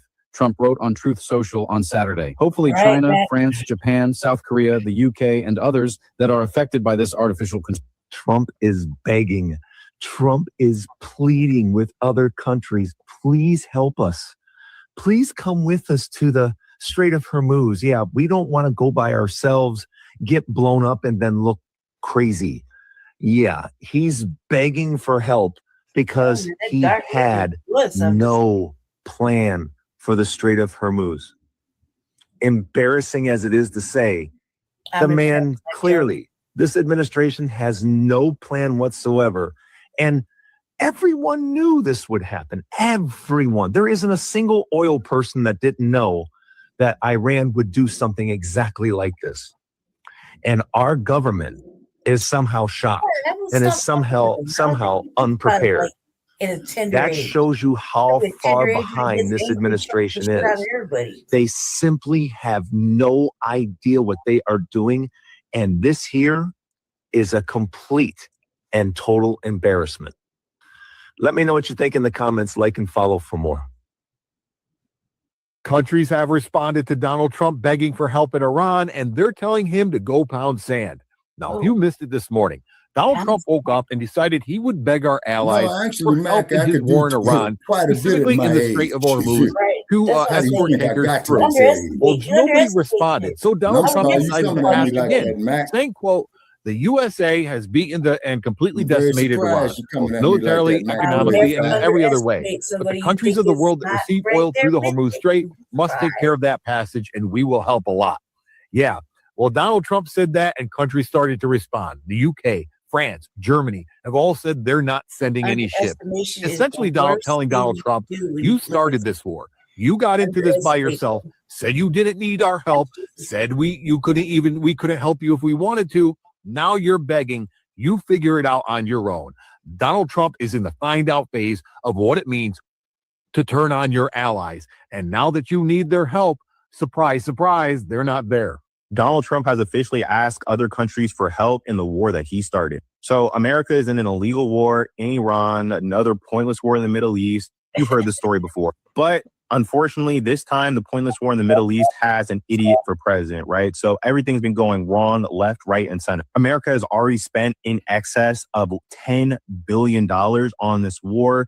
15 American soldiers have lost their lives, and it's only getting started. Donald Trump has also tried to claim that the war was going to be over quickly, but because they wiped out the family of the current Iranian leader and the fact that they started this war while they were in the middle of peaceful negotiations that were actually going well, the Iranians want to fight till the end. The main way that they've been inflicting pain on the United States is by restricting the oil flow through a piece of their territory called the Strait of Hormuz. That's really all you need to know. If oil can't go through here, then the entire global oil economy would be shot. Like, we're in the middle of one of the biggest oil crises in world history. So this is scaring Trump because he is an oligarch and all of his friends are oligarchs, and everything will get more expensive if oil goes up. So at first he said, oh, we're going to send the Navy to escort ships through there, but that didn't end up happening. And then ships tried to go through the Strait of Hormuz anyway, and they got attacked by Iran. So now Trump, to send them a message, has bombed the island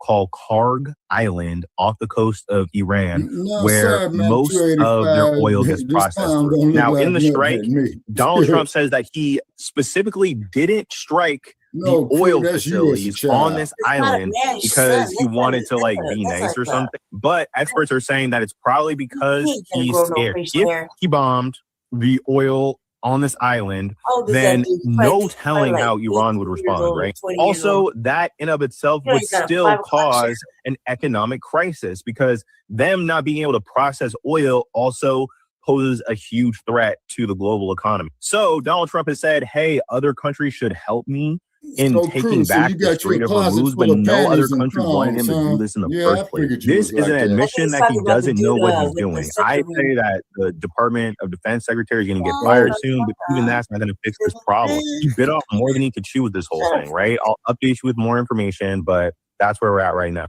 It's kind of risky talking about this war on a state-owned platform. So if you want to support me, like, share, follow, or you can stream my music right here. So on 2 occasions on Truth Social today, Donald Trump is literally begging other nations to help with the issue of the Strait of Hormuz. He has previously said that we weren't necessary. He's previously alienated allies, insulted them, and now things are going really pear-shaped for him.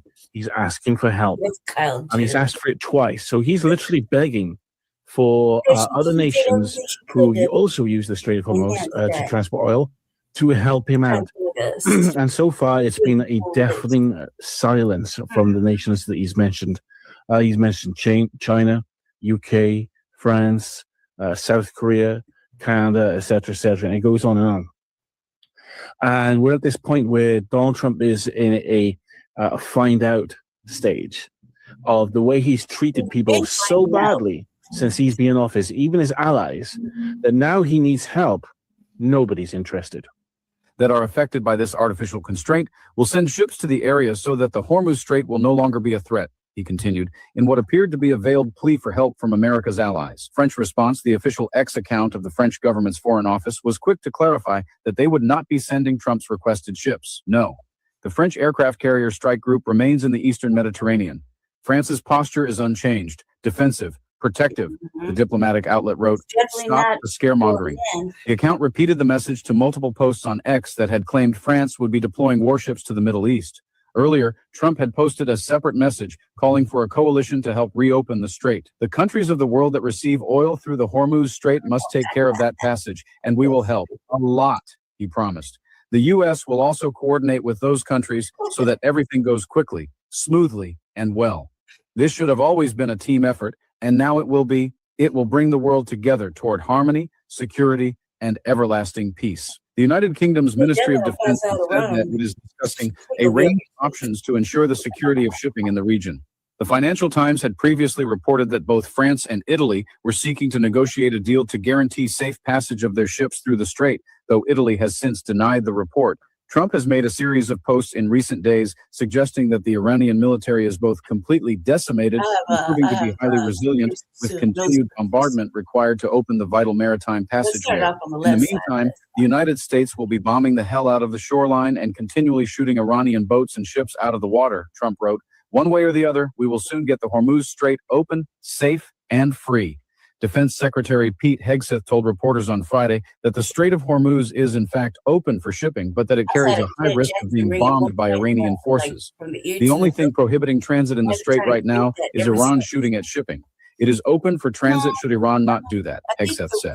Iranian military leaders have said that they will continue to block shipping through the strait and drive up the price of oil, which has already climbed to more than $200 a barrel. It is the largest disruption to global oil supplies in history. On Saturday, however, Trump said the U.S. may hit it a few more times just for fun, telling NBC that Tehran is ready to make a deal, but he won't accept it as the terms aren't good enough yet. Iran has downplayed the damage on Karg and is now targeting fuel ports in Dubai, Abu Dhabi, and the United Arab Emirates. I love two things in that story. One, how Trump tells you you should be helping when he didn't bother to talk to you before you decided to attack Iran, much less his own generals. And then Pete Hegseth, who says, hey, listen, technically the Strait of Hormuz is open and it's free. You might get bombed, though, so, just be aware. That's like saying you can start your car and it runs fine, but you have 4 flat tires. But go ahead and drive. It's amazing. The cognitive dissonance, the absolute bluster, the egomaniac, megalomaniac leadership that we have boggles the mind. I can't even imagine what it's like to be a leader of a country in Europe at this point, dealing with this clown. You guys enjoy the rest of your Sunday. Like and share the video, and stay frosty. Donald Trump is begging his quote-unquote allies to help him in the Strait of Hormuz. That's both funny and tragic. I'll tell you why. It's funny because imagine you wanted an Uber ride, right? And you'd been abusive to every Uber driver you've had for the last year, and your rating with Uber is like 0.7. Do you think you're gonna get a ride? Now look at Trump and how he's been treating our former allies. What are the chances that they're actually gonna come to his help? They're not. We shouldn't. Zero. So that's the funny and ironic part, right? The man who has been, I alone can fix it. We don't need any help. Suddenly has made such a big mess that he's begging the people he's been abusing for years to help him. He doesn't get it. The tragic part is that he engaged in this war for no good reason and has made a huge mess. And yeah, the people of Iran deserve their freedom, but this is not going to be the way to get it. And this war is causing the death of thousands of innocent civilians in Iran, causing the death of our own soldiers, costing $1 billion a day, and it's wrecking our economy. Goldman Sachs says the price of oil will continue to be over $100 a barrel throughout March and be around $85 a barrel throughout April. And now he's been talking about bringing in troops into Iran, which will just make us closer and closer to World War III, or should I call it World War Trump? We need to, quote unquote, declare victory and get out with our tails between our legs, the sooner the better. Donald Trump acts with impulse and impunity, and yet is amazed when that goes sideways, like in Iran, that no one wants to come to his party. And yet in this breaking story, welcome back into Occupy Democrats, hope your Sunday's going well. What is amazing is he still believes he's the art of the deal. Well, let's share with you real quick in this breaking story, which I'm going to show you in a few moments, what the three parts of the art of the deal really are with Donald Trump. First part, let's make sure we go ahead and patronize the UN about how their countries are run. This. Your countries are going to hell. You're destroying your countries. They're being destroyed because you want to be nice. You want to be politically correct, and you're destroying your heritage.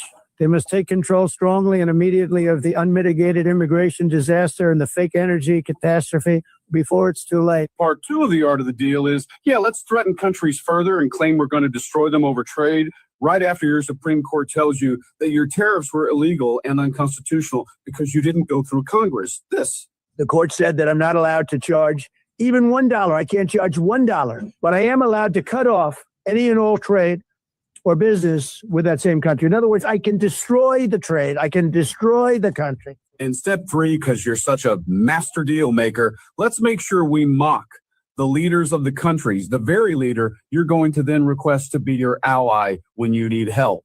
Here. Because basically America was subsidizing every nation in the world. So when I called up Emmanuel Macron, I watched him yesterday with those beautiful sunglasses.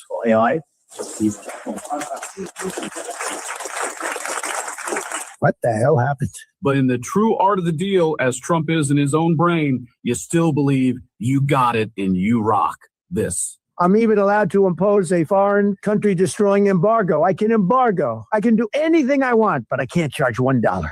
I'm really good at this stuff. Well, in this breaking story, Donald, not so much. Because now that you screwed up because you had no game plan, because you acted with impulse and impunity, this is what really the truth is when you suddenly want help from other countries to try and assist with the Strait of Hormuz. Check this breaking story out right here. Key ally instantly slaps down Trump's demand for help. Sometimes it takes a good friend to call you out when you're wrong. For Donald Trump, that pal is the nation of France, which has said an emphatic non to the American president's request for military support in his Middle Eastern campaign. The 79-year-old conducted diplomatic relations via Truth Social on Saturday, begging America's allies to intervene in the Strait of Hormuz. The maritime shipping lane, which is the only sea passage from the Persian Gulf to the open ocean, is currently being blockaded by Iran following the U.S. and Israel's joint attacks on the country. As a result, approximately 20% of the world's oil supply is not moving, which is rapidly driving up the price of gas and aviation fuel in America.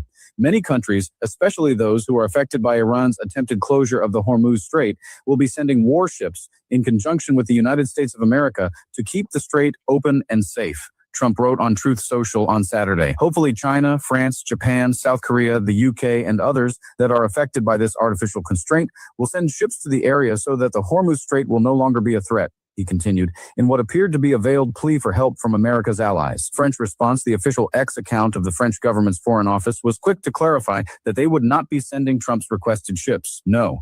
The French aircraft carrier strike group remains in the eastern Mediterranean. France's posture is unchanged, defensive, protective, the diplomatic outlet wrote. Stop the scaremongering.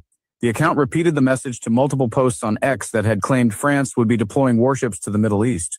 Earlier, Trump had posted a separate message calling for a coalition to help reopen the strait. The countries of the world that receive oil through the Hormuz Strait must take care of that passage, and we will help a lot, he promised. The U.S. will also coordinate with those countries so that everything goes quickly, smoothly, and well. This should have always been a team effort, and now it will be. It will bring the world together toward harmony, security, and everlasting peace. The United Kingdom's Ministry of Defense has said that it is discussing a range of options to ensure the security of shipping in the region. The Financial Times had previously reported that both France and Italy were seeking to negotiate a deal to guarantee safe passage of their ships through the strait, though Italy has since denied the report. Trump has made a series of posts in recent days suggesting that the Iranian military is both completely decimated and proving to be highly resilient, with continued bombardment required to open the vital maritime passageway. In the meantime, the United States will be bombing the hell out of the shoreline and continually shooting Iranian boats and ships out of the water, Trump wrote. One way or the other, we will soon get the Hormuz Strait open, safe, and free. Defense Secretary Pete Hegseth told reporters on Friday that the Strait of Hormuz is in fact open for shipping, but that it carries a high risk of being bombed by Iranian forces. The only thing prohibiting transit in the strait right now is Iran shooting at shipping. It is open for transit should Iran not do that, Hegseth said. Iranian military leaders have said that they will continue to block shipping through the strait and drive up the price of oil, which has already climbed to more than $200 a barrel. It is the largest disruption to global oil supplies in history. On Saturday, however, Trump said the U.S. may hit it a few more times just for fun, telling NBC that Tehran is ready to make a deal, but he won't accept it as the terms aren't good enough yet. Iran has downplayed the damage on Karg and is now targeting fuel ports in Dubai, Abu Dhabi, and the United Arab Emirates. I love two things in that story. One, how Trump tells you you should be helping when he didn't bother to talk to you before you decided to attack Iran, much less his own generals. And then Pete Hegseth, who says, hey, listen, technically the Strait of Hormuz is open and it's free. You might get bombed, though, so, just be aware. That's like saying you can start your car and it runs fine, but you have 4 flat tires. But go ahead and drive. It's amazing. The cognitive dissonance, the absolute bluster, the egomaniac, megalomaniac leadership that we have boggles the mind. I can't even imagine what it's like to be a leader of a country in Europe at this point, dealing with this clown. You guys enjoy the rest of your Sunday. Like and share the video, and stay frosty.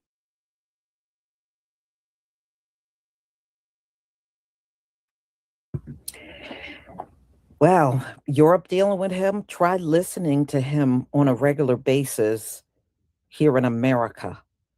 Him running his mouth and, and trying to take everybody for a fool by acting like he is getting a lot of victory in this war when nothing of the such kind is happening. Donald Trump is not winning. He is not getting the upper hand on what's going on in the Middle East, but he just keep believing that we are just stupid and he can just say pretty much whatever he wants, and we're just going to believe that he's winning. He's winning. I mean, another reason why nobody is joining us, because after watching Iran single-handedly fend off Israel and the United States, nobody's afraid of the U.S. anymore, y'all. They're not scared. Nobody is afraid of the U.S. now. They have no reason to fear the U.S. Everybody, over in the foreign nations, they're being honest about the war and showing the war. And it don't take a rocket scientist to see that Donald Trump is on the losing end of this thing. And according to him, he is just single-handedly handling Iran. And, it's very obvious that you're not. You wouldn't be censoring the news so heavily if you were doing that great. Y'all are heavily censoring the news, and then you're trying to act like we're stupid and don't know what's going on. And again, it just, to me, it just proves why news in this country can never be trusted. It can't be trusted, y'all.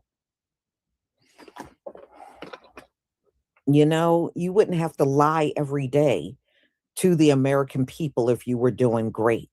And if you did take all of the Navy and all of the Army and everybody over in Iran out, see, you contradict yourself. Why would you need other countries' help and you already took everything out? Okay, if you took out their whole military, then how are they guarding the Straits of Hormuz?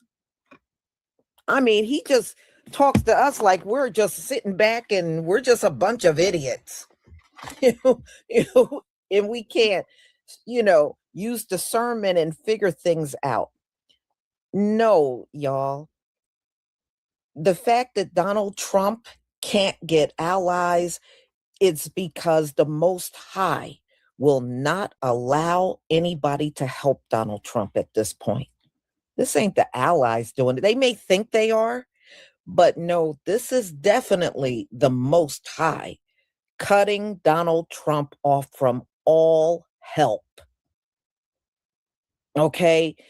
And if you didn't think this country had judgment on it, the fact that they can't get one single country on this globe to help them should tell you the kind of judgment they're under.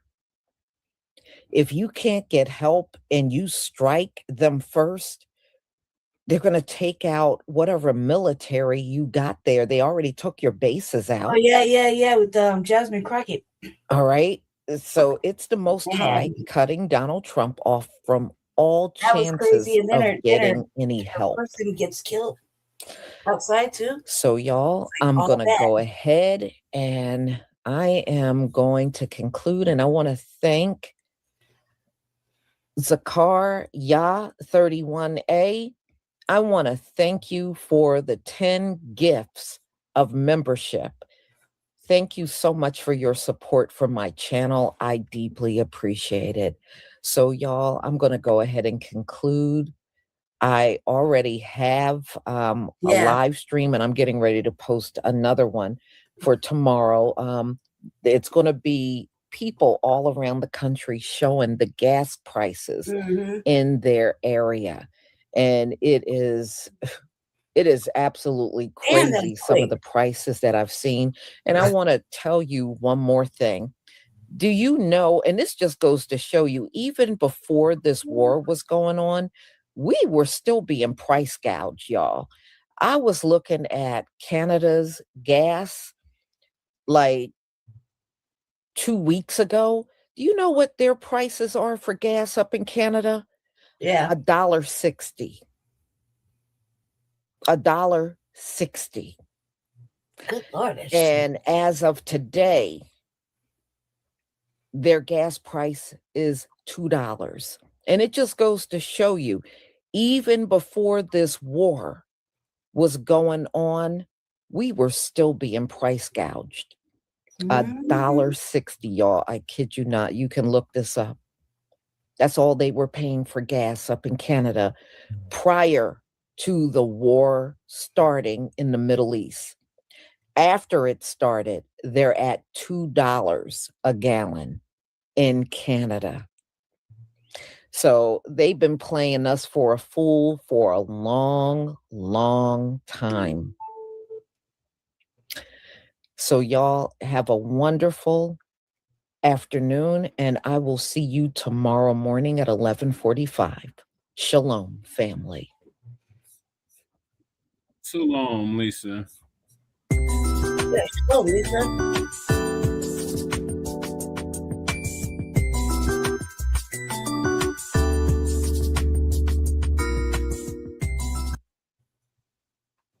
That one was almost an hour long.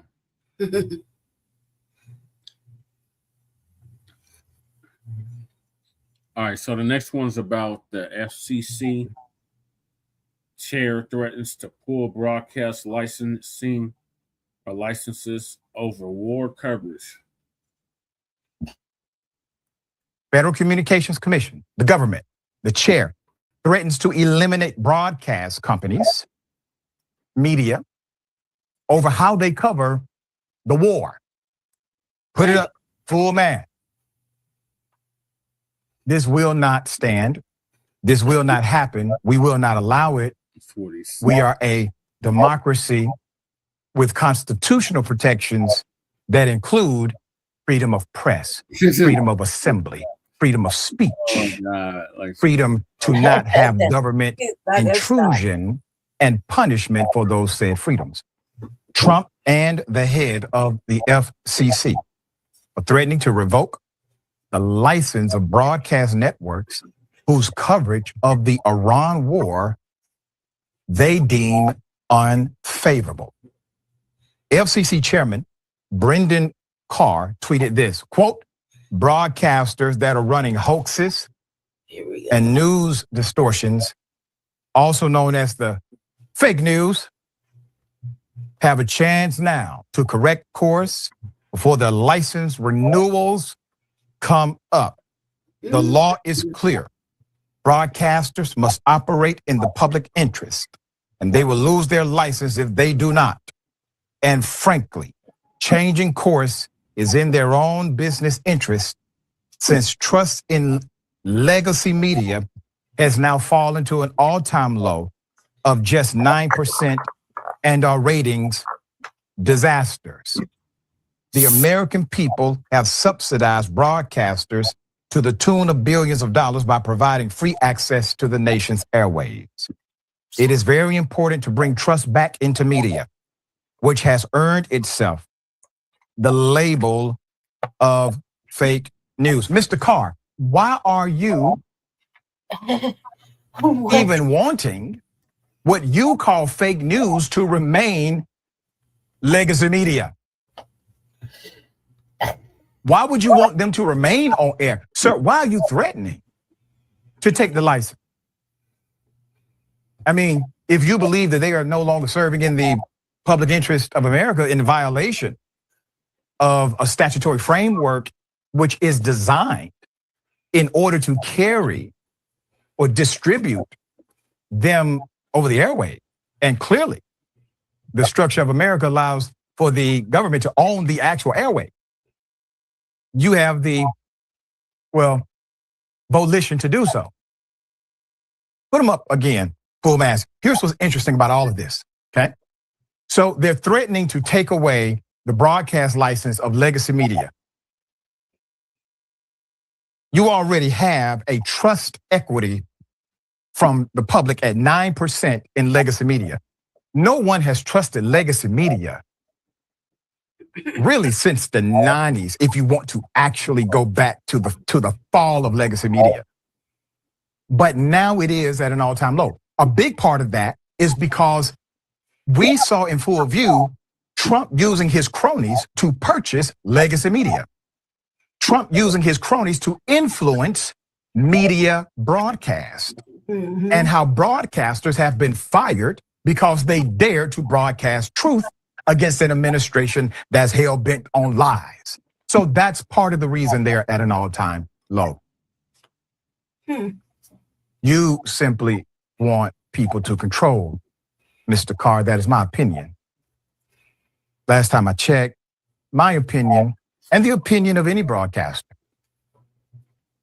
is well maintained and protected within the framework of the U.S. Constitution, statutory law, and U.S. Supreme Court ruling. This threat is not a threat about license. It's a threat about influence. They want influence over what's being reported. And possibly the reason why he's even making this tweet public is because historically, they probably have had influence over the way stories have been reported to us. You have to consider it, especially with some of the information we have today about broadcasters working with the government, okay? So here we are. Get away with it. Here we are. A dictatorship always controls the media. This is not a dictatorship. This is a democracy. He is not a king. He's the president. He belongs to a co-equal branch of the United States government. At this time, Congress, this would be a good opportunity to exercise your co-equal constitutional rights right now. As a matter of fact, it would be a great time for someone to bring a case now preemptively or utilize a declaratory judgment in order to make it plain FCC doesn't get to do this. Now, don't wait. He's already giving you the warning. Do it now. There's more. This is the headline behind all the madness. 5 Air Force refueling planes hit in Iranian strike on Saudi Arabia. So let's get into Trump's response about this headline. Iran has long been known as a master of media manipulation and public relations. They are militarily ineffective and weak, but are really good at feeding and very appreciative fake news media false information. They showed phony kamikaze boats shooting at various ships at sea, which looks wonderful, powerful, and vicious. But these boats don't exist. It's all false information to show how tough their already defeated military is. The 5 U.S. refueling planes that were supposedly struck down and badly damaged, according to the Wall Street Journal's false reporting, and others are all in service, with the exception of one, which will soon be flying the skies. Buildings or ships that are shown to be on fire are not. It's fake news generated by AI. For instance, he goes on, he has more. For instance, Iran working in close coordination with now he does something interesting here, okay? Normally, he would make fake news media all caps, okay? He would make fake news all caps, which emphasizes him shouting, okay? All right? So I try to get his cadence. But this time, put it up again, Jordan. He actually takes the time to capitalize the F, the N, and the M while leaving the other words in their proper format of lowercase, which signifies a change in the branding here, okay? This is what they started to do with Antifa. Antifa used to be all caps. And then all of a sudden, the A became the one capitalized thing. It became an organization, but it's not. It's not an organization. It's not a company. It's not an agency. It's not a nonprofit. So fake news media now is a little bit different. Shows our great USS Abraham Lincoln aircraft carrier, one of the largest and most prestigious ships in the world, burning uncontrollably in the ocean. Not only was it not burning, it was not even shot at. Iran knows better than to do that. The story was not only fake, and in a certain way, you can say that those media outlets that generated it should be brought up on charges for treason for the dissemination of false information. This is what this man said. This man lies when the truth would do. He's saying somebody needs to bring them up on treason for disseminating false information. The fact is, Iran is being decimated. And the only battles they win are those that they create through AI and are distributed by, and once again, he takes the time here, corrupt media outlets. He also posted this. He's bragging about President Trump is reshaping the media. And look at this, he has a flow chart. Okay. PBS defunded. He's bragging about these things. PBS defunded. Joy Reid out at MSNBC. Colbert leaving CBS. NPR defunded. Chuck Dodd out at NBC. And the list goes on and on. Reforms, record-setting interviews. Truth Social booming. This is your private company, sir. All right. Defense Secretary Pete Hegseth, in a similar vein, delivered a lengthy complaint about CNN's coverage of the war in the Middle East during a news conference Friday, saying that he looked forward to the news network being controlled by the billionaire David Ellison, who is a Trump crony, and his purchase of a major conglomerate also includes a subsidiary company called CNN. So he becomes the de facto owner if the deal goes through, and the deal has to be approved by, Trump. Israeli tech CEO, Shlomo Kramer. I want you to understand the context of this and where it's coming from. So obviously Trump has wanted to control the media since day one. But see, you have an issue. The issue is freedom of speech, freedom of press, freedom of opinion, okay? Freedom of assembly even. You can't do this successfully without somehow challenging freedom of speech itself. You can't challenge freedom of press if you don't challenge freedom of speech. So while you may see this as him attacking the media or people that are unfriendly to his warped, untrue narrative, understand that in order for them to get that accomplished, they have to go through us. And I will not give my daughter a worse country than what I inherited. I don't know about you, but I'm encouraging you to do the exact same. Think of your children, your grandchildren, great-grandchildren. They deserve our fight and legacy, where we leave them, to be in a better condition than what we inherited. So in order for him to get to this space of what they're trying to make a case for, he has to go through you. Now, who has already done this successfully? Well, Israel, of course, the government of Israel. Here it is. I know it's difficult to hear, but it's time to limit the First Amendment in order to protect it, and quickly before it's too late. What do you mean? I mean that we need to control the platforms, all the social platforms. We need to stack rank the authenticity of every person that expresses themselves online and take control over what they are saying based on that ranking. The government. Yeah. He said that with such ease. We need to, we need to take them out of their truth, basically, because this is the expressed intent and also public governing policy of the government of Israel. Keep in mind, we are America, a separate country. Are you feeling like America is great again yet?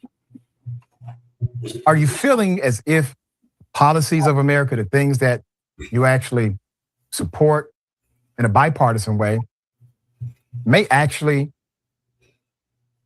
have been a precursor to trick you into voting? I'm talking about Trump supporters, into voting for an oligarch who is so holistically compromised that he would do the bidding of a foreign government or multiple foreign government. Do you feel that way yet?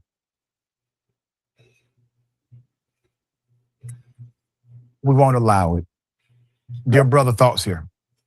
I mean, this whole notion is just ridiculous. You know, all to cover up the immediate feelings of this pathetic child who screws everything up that he touches. I mean, like, let's say that that the FCC does ban all of these broadcasts. We still have the internet. We still have all these independent shows.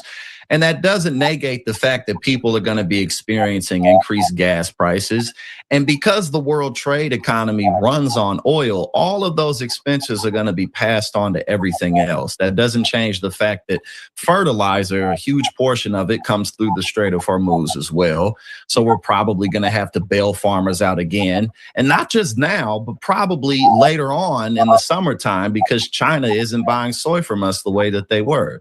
So, you know, the job market is at a standstill, over 90,000 job losses in February. All of these things are compounding and people feel that in their day-to-day lives. And nobody knows how long this conflict in Iran is going to last. I mean, like, we can't just up and pull out because that whole region of the world is at war now. And we have so many assets there. And given the fact that, you know, Israel is our top ally and we, you know, fund the state and prop them up completely. And we're doing this all because of Netanyahu's pipe dream of controlling the Middle East. He's been wanting this for 40 years. And as soon as he gets his wish, it's like, oh, in fact, this was never really all that possible. I mean, like, what is, and then for him to talk about treason when he literally committed treason on live television, it's like, there's no grace to give this man. He's a joke. You know what I mean? Like, what else is there to say? You want us to be nice to him for what? Like, we don't know how bad this is going to get. We have no idea how out of hand this is going to be. And we're talking about potential use of nuclear weapons. I mean, we don't know. So we should just be quiet and shut up and let this man do what? Continue to profit in the billions. I mean, he's made billions of dollars since he's been in office. The people that he's pardoned just because they've paid him some money, while he talks about, you know, we're going after South America for you know, drug dealers and stuff, but he let Juan Hernandez out of prison just because he has interests in his crypto companies. And what, a few weeks ago, we had boots on the ground in Ecuador carrying out operations. All the while, Lindsey Graham and Donald Trump are talking about doing regime change in Cuba. Like, this dude is out of his mind. So what is this really going to stop? You're only making things worse. Look, Your check approval this out. rating is not going to Like continue to, it's not see all going to that stop frauding you got going cratering. on? Like, He it's couldn't pull a over. And twist, unfortunately, we a have 3 lock, more years left of baby this. braid, And this man is just going to a keep wristlet. flailing How around. does But that this is if you just a want to? joke. Like, Donald Trump is the most pathetic, ridiculous human being I don't even I've see why you ever don't like heard trying to, of in a lot of ways. put And he can't hide that from bandana people on no matter there. how hard he Shake tries. the shit off. And Shake the shit off, his inner Jordan. circle, they are keenly aware Like you just, you know what I mean? of how utterly, extremely He couldn't throw a insane twist, a braid, a fucking his baby lock. positions can You be. not, I mean, His I've been proclamation. watching for a couple, like at Go least back, a year. however, It's been the same to the Epstein files. the same amount of. This is when you started to see these very public and very international narratives start to express themselves in a much more aggressive way, as if to distract from that. And there are many who agree. Many heads of state believe the same thing. Unless he So gets here we are. unit. And for those who are Republicans, MAGA, former MAGA, it doesn't matter.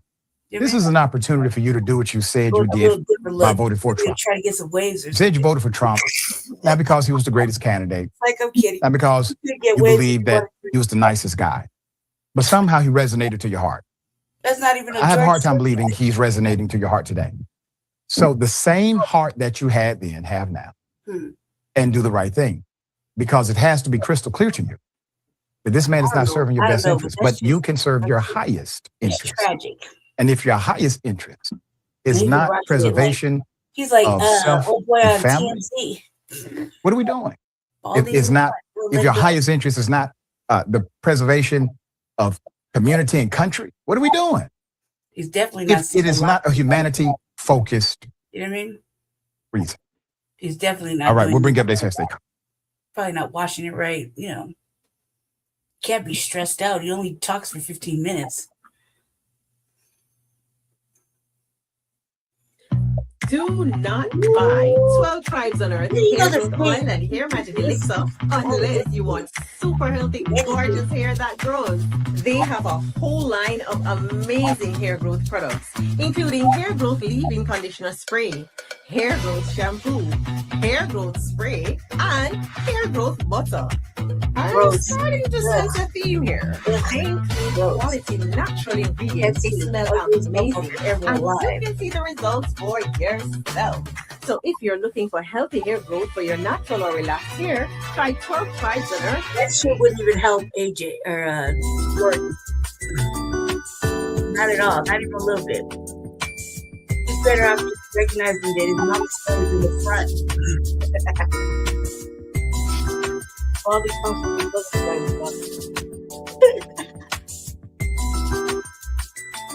I don't know how to bum. Shalom, family. Good to see you all here. Hope you're doing well. Oh man, I guess you purchased some. These white South Afrikaners could not handle the heat. They are literally going back to Africa. See, now, you know that y'all used to run around telling us all the time, go back to Africa. I'm curious, but I don't need no help growing my shit long. My shit is these are the people you should have said it to. It would have been valid.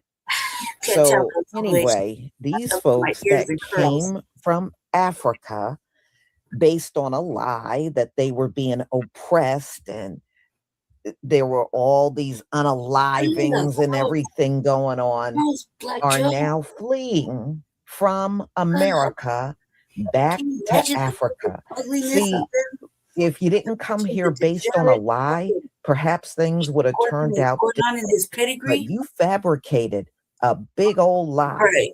So let the lady live, because when America believing you were going to get, and I know why y'all came. had a podcast Based on what Donald Trump said. Donald Trump, a 34 convicted You don't felon. like it, you That's don't like who it. You're you trust. subscribed. Who cares? Oh, well, I guess it is what it is.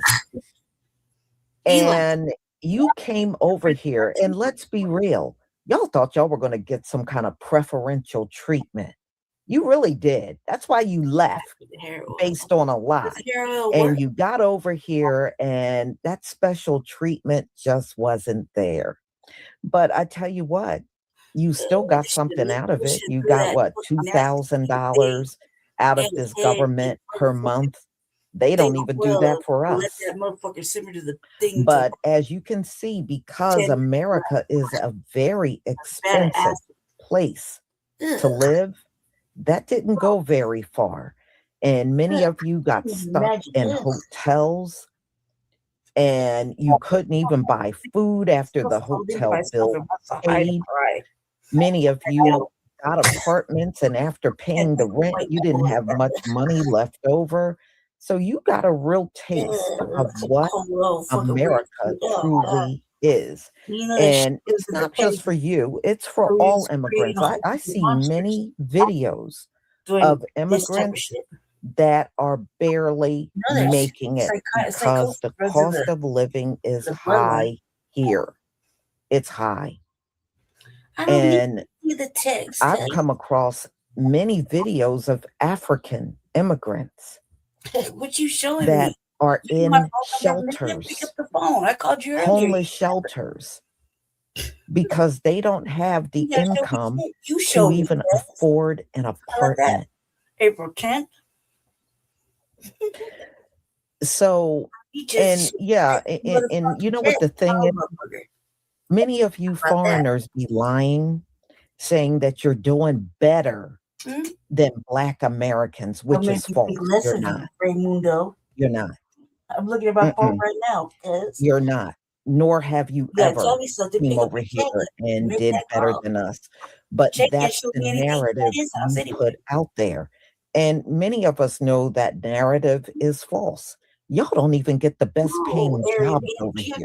I'm very observant to when I see y'all in jobs not in the top paying jobs. And many of you that do have good paying jobs, somebody better look at your credentials, because many of you, and it's not just Nigeria, y'all, these Ghanaians and these people from other parts of Africa, they come over here with fake credentials too. It's just that Nigeria gets mentioned a lot more because it's really, they're the bulk of the fraud when it comes down to these fake credentials. But as you can see, many of these Somalians are lying and scamming.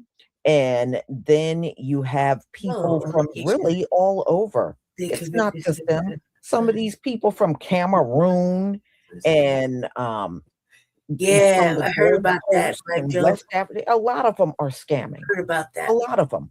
So when they got these big positions, you better look at their credentials, because it's not just the nurses, y'all. Even these doctors are a lot of fraud. Many of them are fraud. You know, which is very dangerous.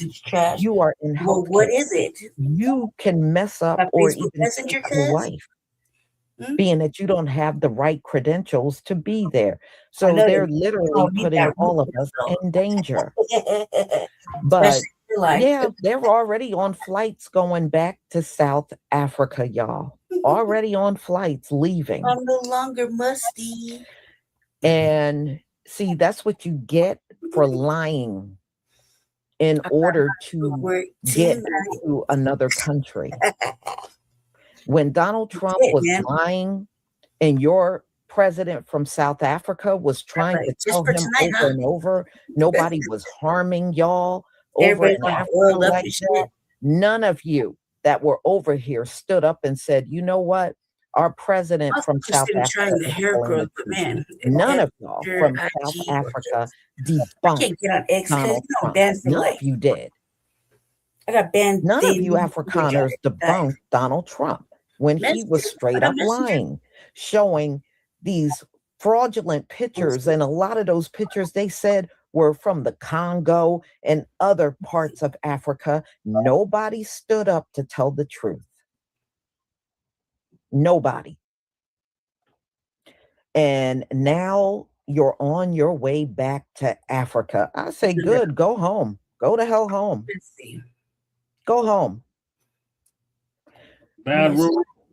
And just know Life is not a fairy tale.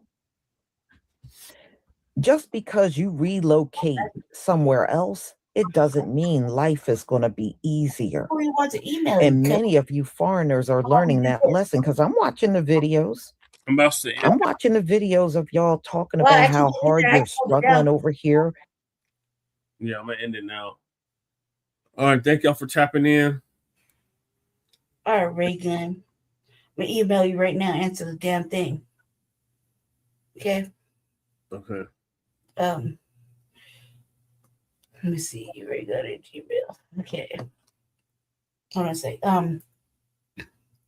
Yeah. Okay, babe. What time? Or never mind. Just hit me up in the morning and let me know. Okay. Okay. See safe. Get some Right. rest. Okay. Having me. Peace, Black Joe. Ray. Mac. And Kahari. Kahari and Goddess Navi. Yeah, Goddess Navi came through earlier. Yep. Yep. And anybody I may have forgotten. All right, Ray. Answer your damn line. I'm gonna email you. Okay. All right, so this is going to conclude. Thank you for being You're ready. happy too. All right, bye. Bye. Bye-bye. Okay. Love you, bye. Love you too. So this is going to conclude season 6, episode 17, part 3 of the Front Line Blacc News. Join us tomorrow for Shabaka's Black Experience Enhanced. I'll be doing a continuation more than likely after Shabaka's Black Experience Enhanced. In the meantime, make sure you like and subscribe to all of our platforms, Front Line Blacc News on YouTube and Facebook, Revolutionary Agenda on YouTube and Facebook, and Shabaka's Black Experience Enhanced on Facebook and Twitter. So peace, love, light, reparations, and separations, and Black empowerment. Chain Crewman, signing out from the Mile High Income and Illegal Migrant for the City. Peace.